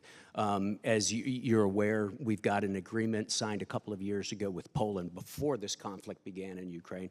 Signed with Poland Poland provides significant infrastructure, and we will rotate forces through there. The additional forces that we surged to Europe during the immediate aftermath of Russia's invasion, those have all gone to the eastern flank, principally the Baltic countries, again, Poland and southeastern Europe in Romania and Bulgaria. So there is an effort. There's also an effort on the part of nations in the alliance to go farther east. So in the immediate aftermath of the invasion, NATO, before I became the Allied Command Operations Commander, took the decision to establish new battle groups on a standing basis. They rotate, but they're permanently there, 4 additional ones, so there's a total of 8, but to design that they all can go up to brigade size at time of need. And a number of nations have elected to go up to brigade size earlier than that. So there is a definite shift eastward in the alliance, sir. Thank you. Dr. Wallander, unfortunately, would you agree that the Western sanctions on Russia haven't worked, economic sanctions? Western sanctions have imposed costs, but they have not stopped Putin. Okay. I think they've unfortunately, they've been a dismal failure. I would love to have had them work, but when you've got nations like the Communist Chinese, you got Iran, North Korea, in some ways even India, dealing with Russia, they circumvented us.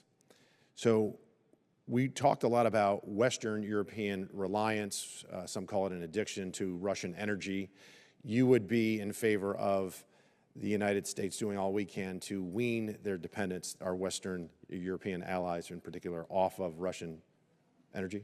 Yes, they've taken steps, and they can do more, and we fully support that and actively work with them. Because we have a lot of natural gas in this country, for instance. The number one customer for LNG that we export is Europe.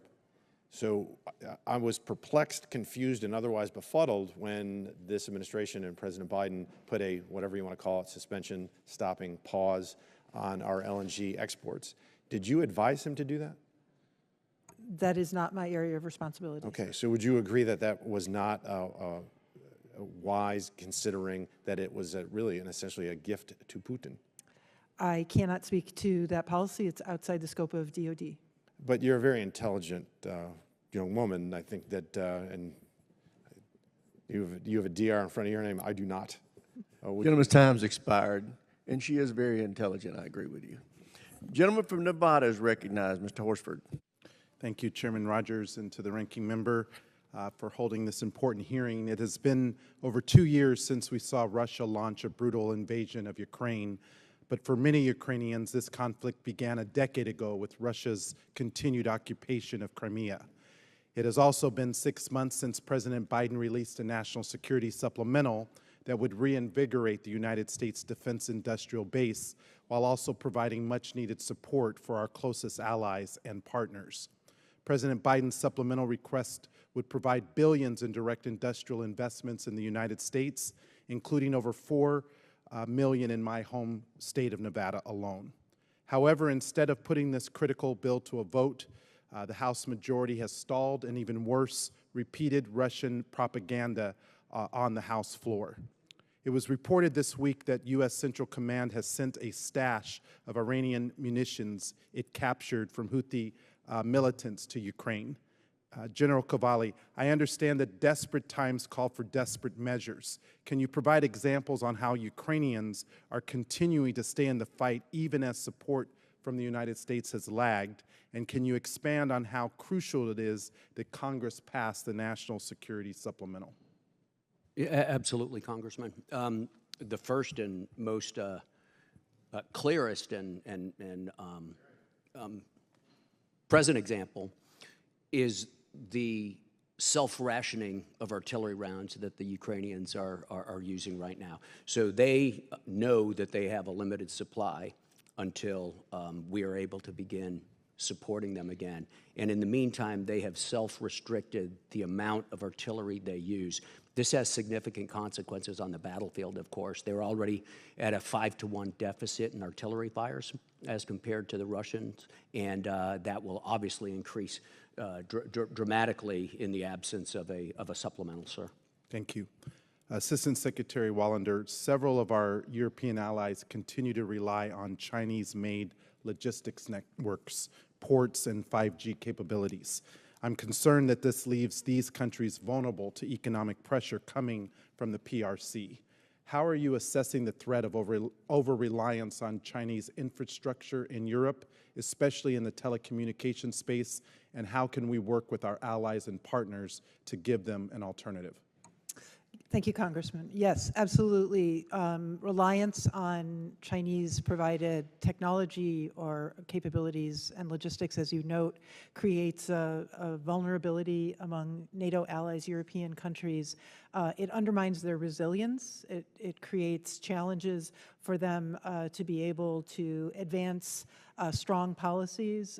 Countries like Lithuania, who have taken a very principled stand on China, have fortunately already divested themselves of those dependencies. And we use that as an example when we talk to European countries to show how reducing or even eliminating those kinds of dependencies actually is a security step. Often it's framed as an economic benefit, and what we work with them is to understand the security risk that they undertake when they follow that path. Congressman, it might be useful to note also that U.S. EUCOM designs exercises or aspects of its exercise program specifically to test infrastructure and to flush out problems with its ownership.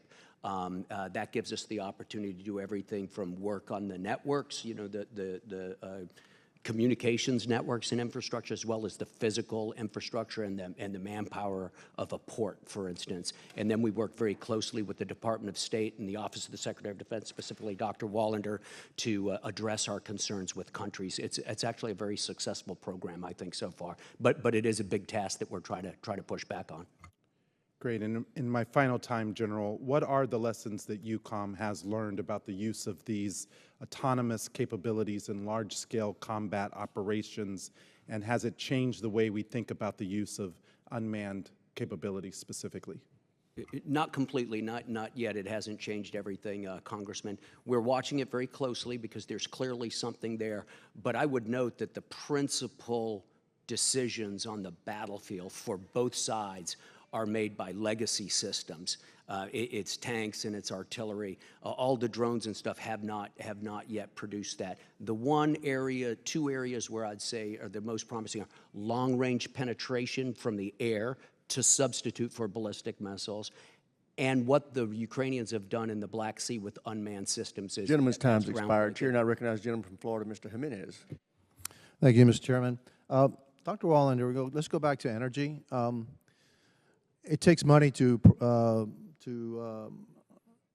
perpetuate, propagate a war. What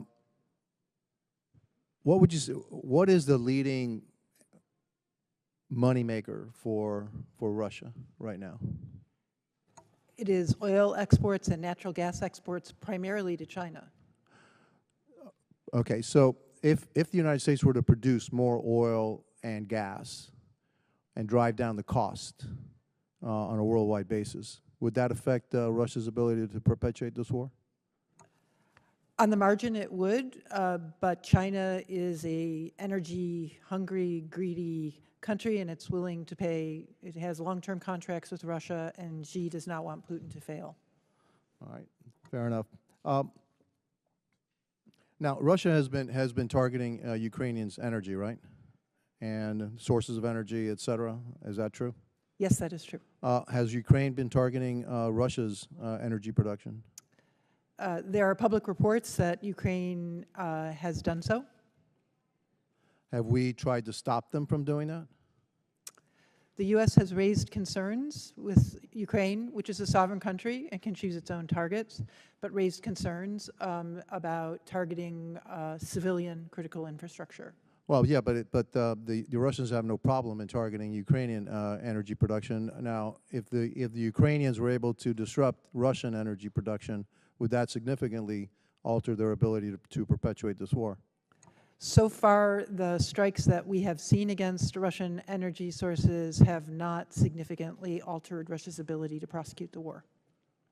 That's so far. But if they're actually able to do it successfully, would that alter the economics of this war? I am not an expert on energy infrastructure, but the evidence we've seen is that the Russians have been able to rapidly repair the facilities that were struck. What would happen if we don't support, General, what would happen if we don't support Ukraine and they actually run out of bullets? In my military experience, Congressman, if somebody's shooting at you and you can't shoot back, you lose or you die. Where's Ukraine now in terms of its armed supplies and ability to fight back? Sir, could I tell you about that in closed session, please? Absolutely. Okay. Thank you very much. Look, a lot of folks, even on my side of the aisle, somehow equate the lack of the Biden administration securing our border being a reason why we can't help Ukraine secure their border. The facts are that the Ukrainians are spilling their blood to secure their border.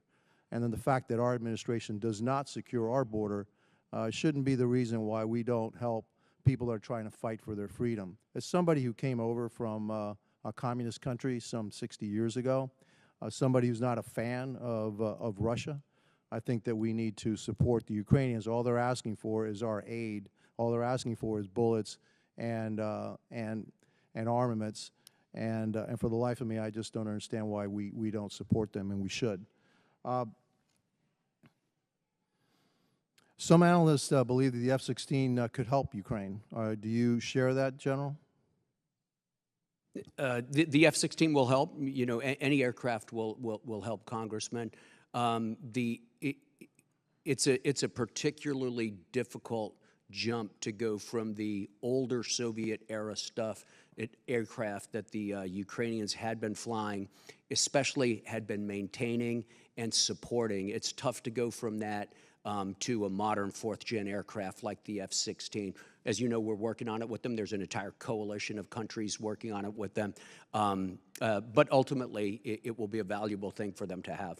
I understand that we're actually training them to fly the F-16s, and that there are some countries that will be supplying F-16s to Ukraine. Is that true? Both are correct, yes. Okay. Why isn't the United States giving them F-16s? We are supporting the provision of F-16s by European countries, and the numbers that they are going to provide meet the requirements for the Ukrainians at this time. All right, thank you. I yield back. Chair now recognizes the gentlelady from California, Ms. Jacobs. Thank you, Mr. Chair. And first, I'd like to thank the chair and ranking member for their bipartisan support of the security supplemental. I think it's incredibly important that we get Ukraine the assistance that it needs, and also that we make sure that humanitarian assistance in that supplemental package is passed. I was just on the border of Chad and Sudan and saw the Sudanese refugees whose food is running out because we haven't yet passed that humanitarian assistance. General Cavoli, I want to ask you, in the Operation Atlantic Resolve quarterly report to Congress, it stated that the Security Assistance Group Ukraine reported that it had no information to suggest that the Ukrainian armed forces were using U.S.-provided weapons and equipment in any way other than intended. Can you provide more details about the reporting mechanism utilized to monitor the usage of U.S.-provided weapons and equipment? And are there mechanisms in place for independent verification or assessment of these findings regarding the usage of U.S. assistance? Yeah, Congressman, thank you very much for the opportunity to talk about this important topic. First of all, it continues to be the case since the publication of that report, or since the authorship of that report, that we just don't have evidence that this is that there's widespread diversion or anything like that. Now, I have to admit that that's different.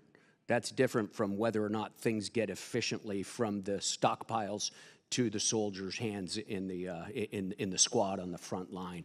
But we do work on logistical distribution with our partners in Ukraine quite a bit. So things leave the United States accounted for by the service that provided it, in the case of something from a PDA, where we're giving something from our stockpile according to the amount of money provided under the authority, and then receiving money to replenish that, right? So that comes out. That's accounted for by the services, and I think we have a very, very good control over that. When things hit the ground in Poland, either by truck, plane, or train, they come into the hands of our soldiers in southeastern Poland. They get accounted for there, and I'm very confident. We had some missteps early on when we were rushing to get things done, but we've got systems in place. We know what we've got on our hands and that it's faithful to what was sent. Then we consign it to the Ukrainians, and they sign for it item by item. So I know as it goes on to trucks that we've accounted for it. After it crosses the border, it gets harder for us. So we barcode things, and we have issued the Ukrainians scanners. We have automated the process of tracking things as it goes forward. We share our databases with them, and they share theirs with us so we can track. It's really when you get down to the tactical edge that it starts getting a little bit harder, ma'am. And it's complicated by the fact that we can't go to a lot of those places simply because of the level of danger, and we've restricted ourselves from doing that. So in those cases, we do ask the Ukrainians to self-report. An incredibly important part of this system, though, is contractors that we hire to provide for us an outside view on frontline units accountability. Those contractors are paid for with supplemental money. And when the supplemental, if it's not renewed, I won't be able to perform that level of fidelity of outside third-party verification of what the Ukrainians are claiming is their accountability. I hope that answered your question, ma'am. That is my understanding of the system, and that we also then have a duty at DoD to report those findings and that tracking to Congress. Thank you. I also wanted to ask about the Joint Rapid Acquisition Cell. Could you just talk about how we're working with Ukrainian defense manufacturers to most effectively use the assistance we're giving? We are working with the Ukrainians and a number of European countries to create reassurance about the size of contracts, because what we need is for potential investors in Ukrainian defense industries to see not just the immediate need, but a multi-year requirement. So we are working with Ukraine on locations, on what is required. On our embassy works with potential investors to support those capabilities in Ukraine, and we are also sharing with them the lessons we have learned on rapid acquisition, on multi-year contracts, to inform them from the lessons of our success with congressional support that we've experienced over the last 2 years. Thank you. Mr. Chairman, I yield back. Gentlelady yields back. Chair now recognizes the gentleman from Georgia, Mr. McCormick. Thank you, Mr. Chair.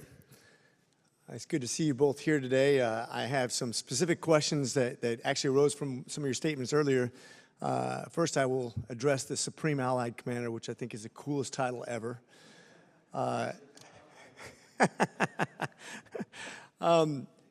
This is an important question. When it comes to Ukraine, which I think is an incredibly strategically important country in the world, is this war for the Allies winnable? Yes, it is in a couple of ways. The first, if we go back to what Secretary Wallander was talking about earlier, denying the Russians a strategic victory or imposing a strategic defeat on that in itself is a victory, even if a temporary victory for the alliance. So in that sense, it is winnable. We can do that with our Ukrainian colleagues. So I would agree, and here's my point on this, because I think this is really important. You mentioned the F-16s, and what's being supplied is adequate. I don't like that word adequate, because that doesn't go back to what we learned in command and staff and in war college, which is overwhelming force, Clausewitzian warfare. We have a GDP of around $25 to $27 trillion. Combine that with Europe, around $45 trillion. Russia has $1.77 trillion for a GDP. This shouldn't be a contest. It shouldn't be, but we're slow rolling our support. Not just what we already committed, which has been slow rolling, getting our tanks over there, getting our airplanes over there, getting our munitions over there, the things we've already committed to, but also we continue to hold this up in Congress, which drives me crazy, because this is a winnable war. This idea that's being propagated on both sides of the House that we can't win this war is insane. We outnumber them dramatically. But quite frankly, Ukraine, with a GDP of only $200 billion, has been able to hold out against a first world country army and sustain 50% casualties to their armor and 350 casualties overall, with a third-rate army that's very ill-trained. That's success by my measures. And if we give them surge capabilities, which, by the way, in Iraq and Afghanistan, I don't know if you'd agree with me, General, but we didn't do very well until we had surge capabilities, and we are the big boy on the block. But we didn't succeed until we had surge ops, and we're the first world country when it comes to military capabilities. How do we expect a third world country to succeed against a first world army if we don't give them surge ops in real time? We can't give them adequate. We have to give them superiority. That's my point. Nobody's talking about that right now. We have to give them what it takes to get this done. This is a winnable war. Would you agree? Yes, I agree. I agree, Congressman. And much of the conversation, much of my testimony today has been about the minimum, about avoiding defeat for Ukraine, which does not necessarily immediately lead to the accomplishment of our strategic interests, yeah. So. And when you talk about strategic interests, Mr. Secretary, would you agree that Ukraine is probably a top 5 country when it comes to resources? You're talking about 70% of European grain. You have titanium, you have steel, you have cobalt, you have rare minerals, and including some of the radioactive stuff that actually powers the world, all in this country that could be taken by Russia, and then that stuff could be moved over to China, North Korea, and Iran instead of our allies. It will have consequences for generations to come that people aren't really taking into account when they talk about the economic impact of this. I think you've laid out the stakes extremely well, Congressman. I agree. Great.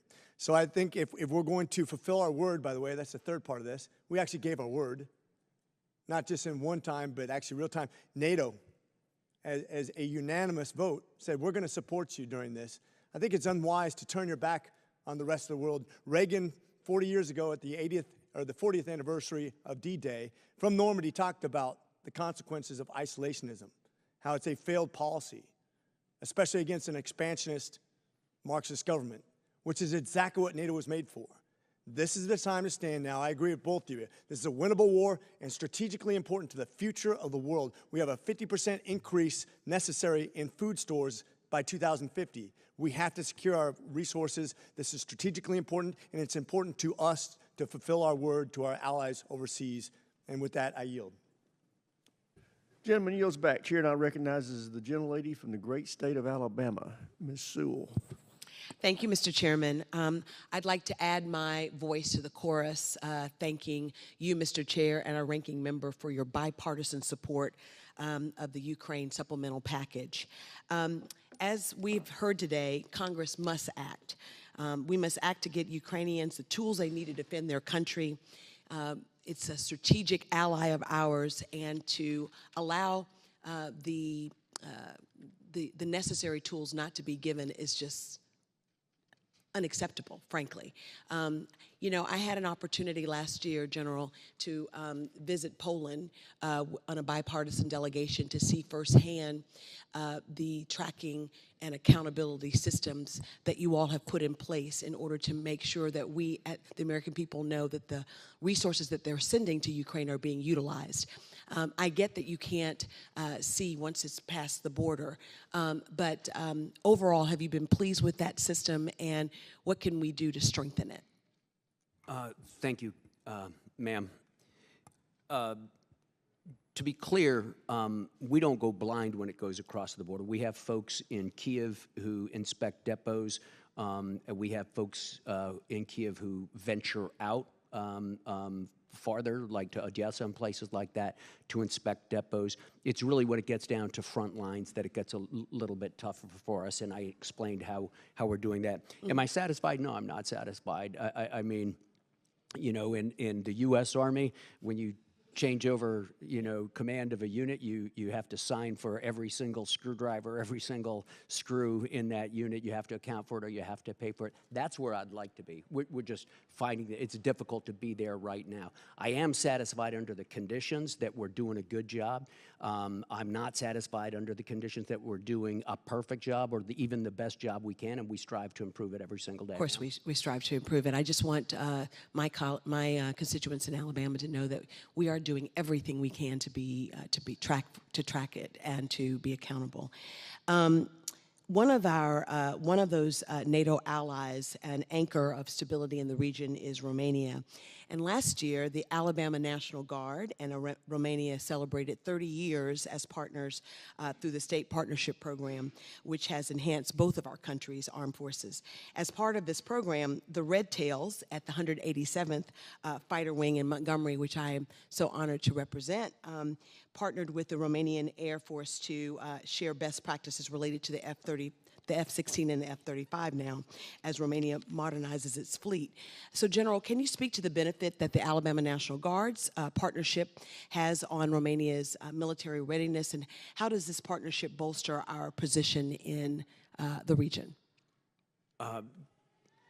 Ma'am, first of all, just for all members from all states, the State Partnership Program is just an incredibly valuable part of our strategy to be able to support the alliance and to create strategic bonds between the United States and given countries. In many cases, it pays off tenfold in terms of access, in terms of basing, in terms of influence and things like that. It's extremely practical, but it's also just strategically valuable. I work very hard with Dan Hokanson on making sure we've got exciting new developments in the State Partnership Program.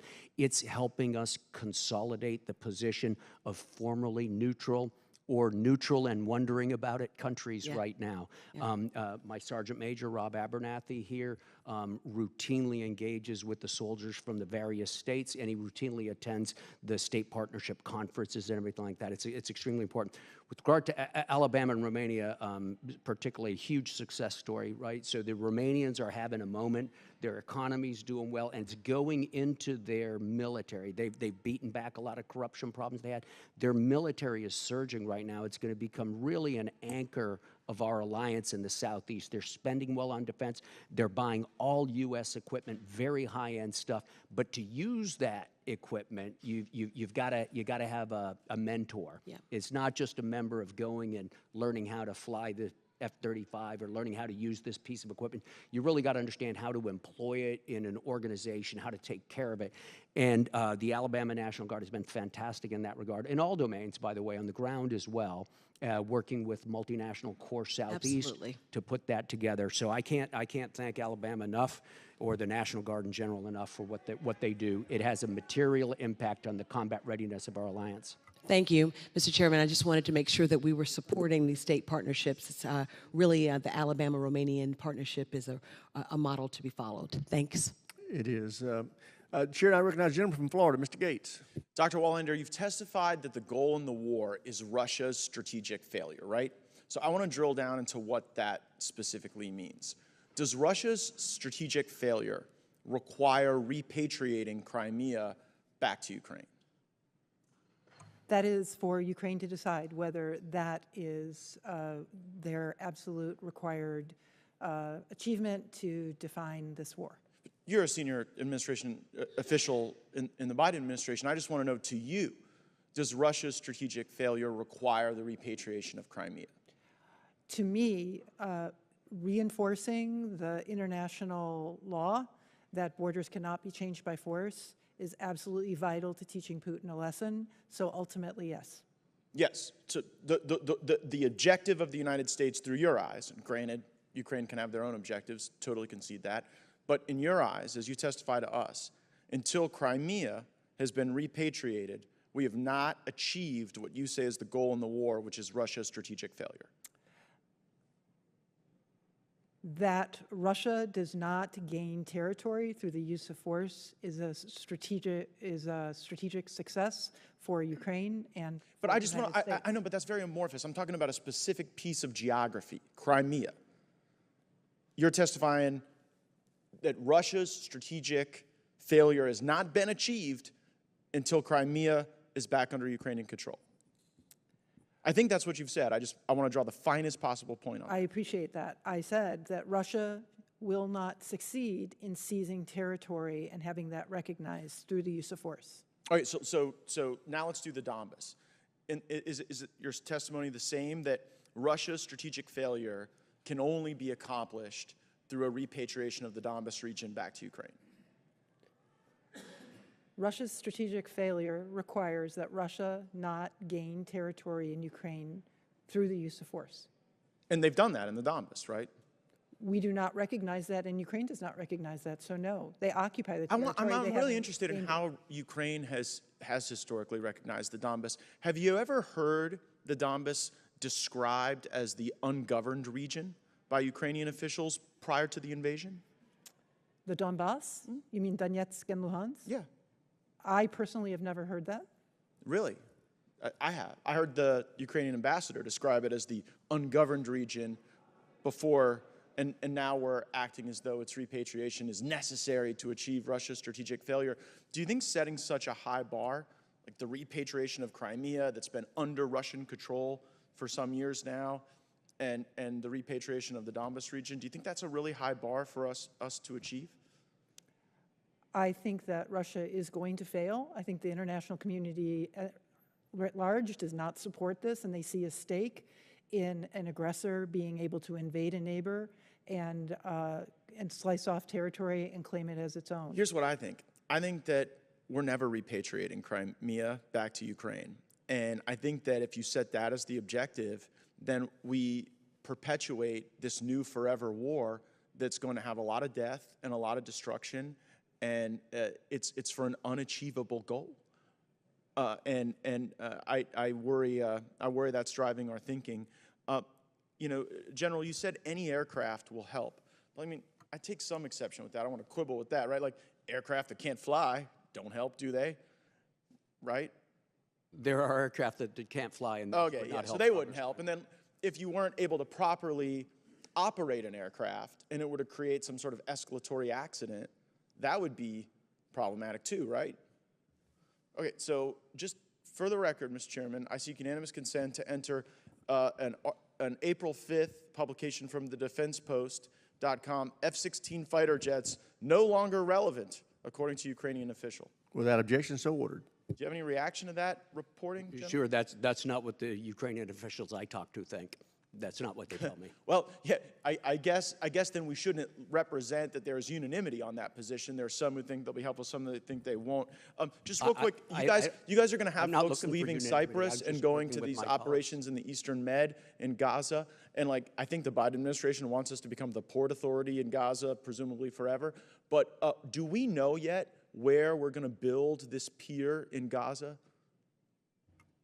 So that's not my area of responsibility, sir. Okay, so you're not supporting that out of Cyprus just because on page 15 of your testimony... No, I'm supporting it. Yes, I do know. Well, do you know where it's going to be since you're I do supporting know it? where the pier is going to go, but it's not my area of responsibility, and I'd refer you to General Carrillo, sir. Okay, I'll check with him. Thanks, Mr. Chairman. It's a fascinating world we live in because I actually agree with Mr. Gates on something around Ukrainian policy, which I would not have thought of. And this is a really important point. Right now, what we need to do is get money to Ukraine so they can defend themselves. I'm 100% with you on that. I think all the arguments that we've heard today dance around that fundamental reality that giving Putin Ukraine is an enormous mistake, and not giving Ukraine the money right now to defend it, that's giving Putin Ukraine. But we have got to get off of this Crimea trap that we walk right into like you just did. Realistically, Crimea is not coming back to Ukraine. And we can absolutely win this war and absolutely make a difference even in that reality.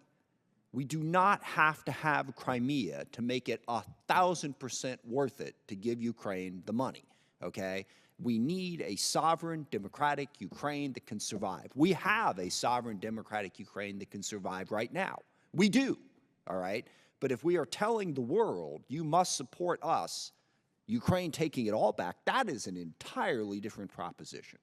And I have never liked, I've heard this phrase over, nothing about Ukraine without Ukraine.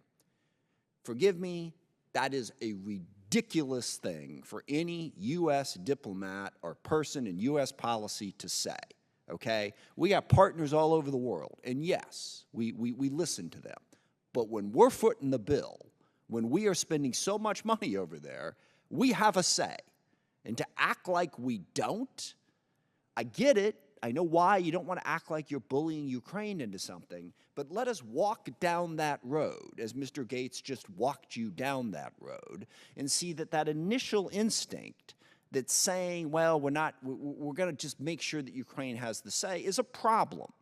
So I don't really want an answer to this. I just want everybody listening within the Biden administration to walk down that road a little bit more effectively from this point forward so that we don't wind up abandoning Ukraine because we're defending something that is largely theoretical, basically, and we get ourselves in that trap. And I just wanted to get that on the record at this particular moment. I yield back to the chairman. I completely agree with the ranking member. The chair now recognizes the gentleman from California, Mr. Panetta. Thank you, Mr. Chairman. Thank you, Ranking Member, for your comments. Dr. General, thank you for being here. Appreciate your testimony today. I also want to harken back to the gentleman from Georgia's testimony. I appreciate how he did sort of sum it up in that, last summer we sort of had high hopes about potentially using the vernacular of winning. But unfortunately now we're sort of in a situation where we're definitely not as optimistic, and we're getting to the point where we're going to be very, very pessimistic. I had a conversation with a couple of my colleagues who had just traveled to Ukraine last week, and their attitude was that the situation was tense, stable, but they're very, very worried about what's going to happen. Like I said, last summer we had high hopes that Ukrainian troops could punch through Russian lines, but unfortunately the counteroffensive failed, and we got to a point where we started to accept that Ukraine was settling into a stalemate. Now we're starting to worry it's going beyond that, especially with the potential for a big Russian push this summer that could punch through Ukrainian defenses and deep into the country. And what we're seeing is that Ukraine is suffering from quote-unquote shell hunger, where Russia is firing 5 shells for every 1 Ukrainian shell that Ukraine can fire. In addition, Ukraine is low on air defenses, they're low on air defense interceptors, they're low on cruise missiles, they're low on tanks, they're low on fighting vehicles. It's not just leading to a stalemate, it could be leading to a loss. Straightforward question. What can Congress be doing so that we change not just the vernacular, but we change the outcome? What we need right now to prevent Russian success and Ukrainian defeat is passage of the supplemental. It is critical for the reasons General Cavoli has made clear. We are able to get to a longer-term solution by working with Europe. That is well underway. But none of that work that we've done for 2 years in investing in Ukraine's future will pay off unless we get them through the next few months. General. Congressman, I really don't have anything to add to what Dr. Wallander just said. I thought it was very well put. We've spoken at length today about what the critical steps are and why it's the U.S. So a very valid question that I've heard from members, both in the hearing today and previously, sir, is why can't somebody else fill in this requirement? And on those two items, the artillery shells and ground-based interceptors, we are really leading the world in the production of those right now for 155, especially for the NATO standard. Nobody else is producing it in the quantity necessary. They're trying to get there, but they're not there yet. So this supplemental at this time to get us to that day when others are going to be able to be producing, to include Ukrainians producing their own, which is their and our goal together, I think that's really why this is a critical moment for this supplemental, sir. Thanks to both of you. General, obviously what we've seen, and I think you talked about this earlier in one of your answers, the war in Ukraine has been one of both advanced technology and conventional warfare. The Russians have been relying on the age-old tactics, including mines, tanks, and layered defenses, but Ukrainians have actually been merging both advanced technology and conventional warfare. In some cases, Ukraine has been losing some of these technologies in high volumes to combat Russia's sheer number of firepower. What is your assessment of Ukraine's use of emerging technology to reduce some of the asymmetric advantages against Russia's military and war economy, and how do you anticipate that this can be sustained? It's quite innovative, Congressman. They successfully brought into their military in the very early stages a large number of engineers and scientists from what was a very highly developed technical education base. So their tertiary education system was very long on engineers and scientists. And those folks have made a big help inside the military, adapting technologies, both new military technologies and grafting it onto old systems, or civilian technologies and finding a military use for them. Very innovative, very useful. Difficult to scale. Great. Difficult to scale. Thanks again to both of you. Mr. Chairman, I yield back. Gentleman yields back. I would advise members and their staff that are watching that after Mr. Davis, we are going to recess and go to 2212 for the classified portion of this hearing. But right now, we recognize the gentleman from North Carolina, Mr. Davis. Thanks so much, Mr. Chair, and to the witnesses here today, Dr. General. Seymour Johnson Air Force Base is a crown jewel in eastern North Carolina. It plays a key role in our national security and defense. General Cavoli, can you explain the role that Strike Eagles in particularly are playing in the European theater, and in particular how divesting a fighter squadron at the base would impact operations in Ukraine? So the Strike Eagle is a very capable aircraft. It's at the very top end of the fourth generation of aircraft. It carries a very large payload and can deliver it in very difficult places. So it has proven its worth over the years, sir. It is one of the aircraft that figures heavily in my plans, in the plans at USUCOM. It is an aircraft that will continue to be valuable for some time. I do recognize that the Air Force is trying to replace them with more capable aircraft, and it will be very important for us not to have a gap between the retirement of one and the arrival of the next. With regard to the particular squadron at Seymour, sir, Seymour Johnson, I don't know off the top of my head, and I would refer that question to the Department of the Air Force, and I'll get that to them if you'd like, sir. Absolutely. And just to follow up here, how do the F-15E station in particular, Lake and Heath, directly support or indirectly support Ukraine right now? They form an invaluable part of our air policing and our air defense system. And that's proven very important in a couple of locations where it's been necessary to have an active missile and air defense. And I'd like to be more detailed about that in closed session if you can, and if you're not going to be at the closed session, sir, I'd be happy to answer you in a classified setting elsewhere. There are other very important uses for it. Okay, thank you.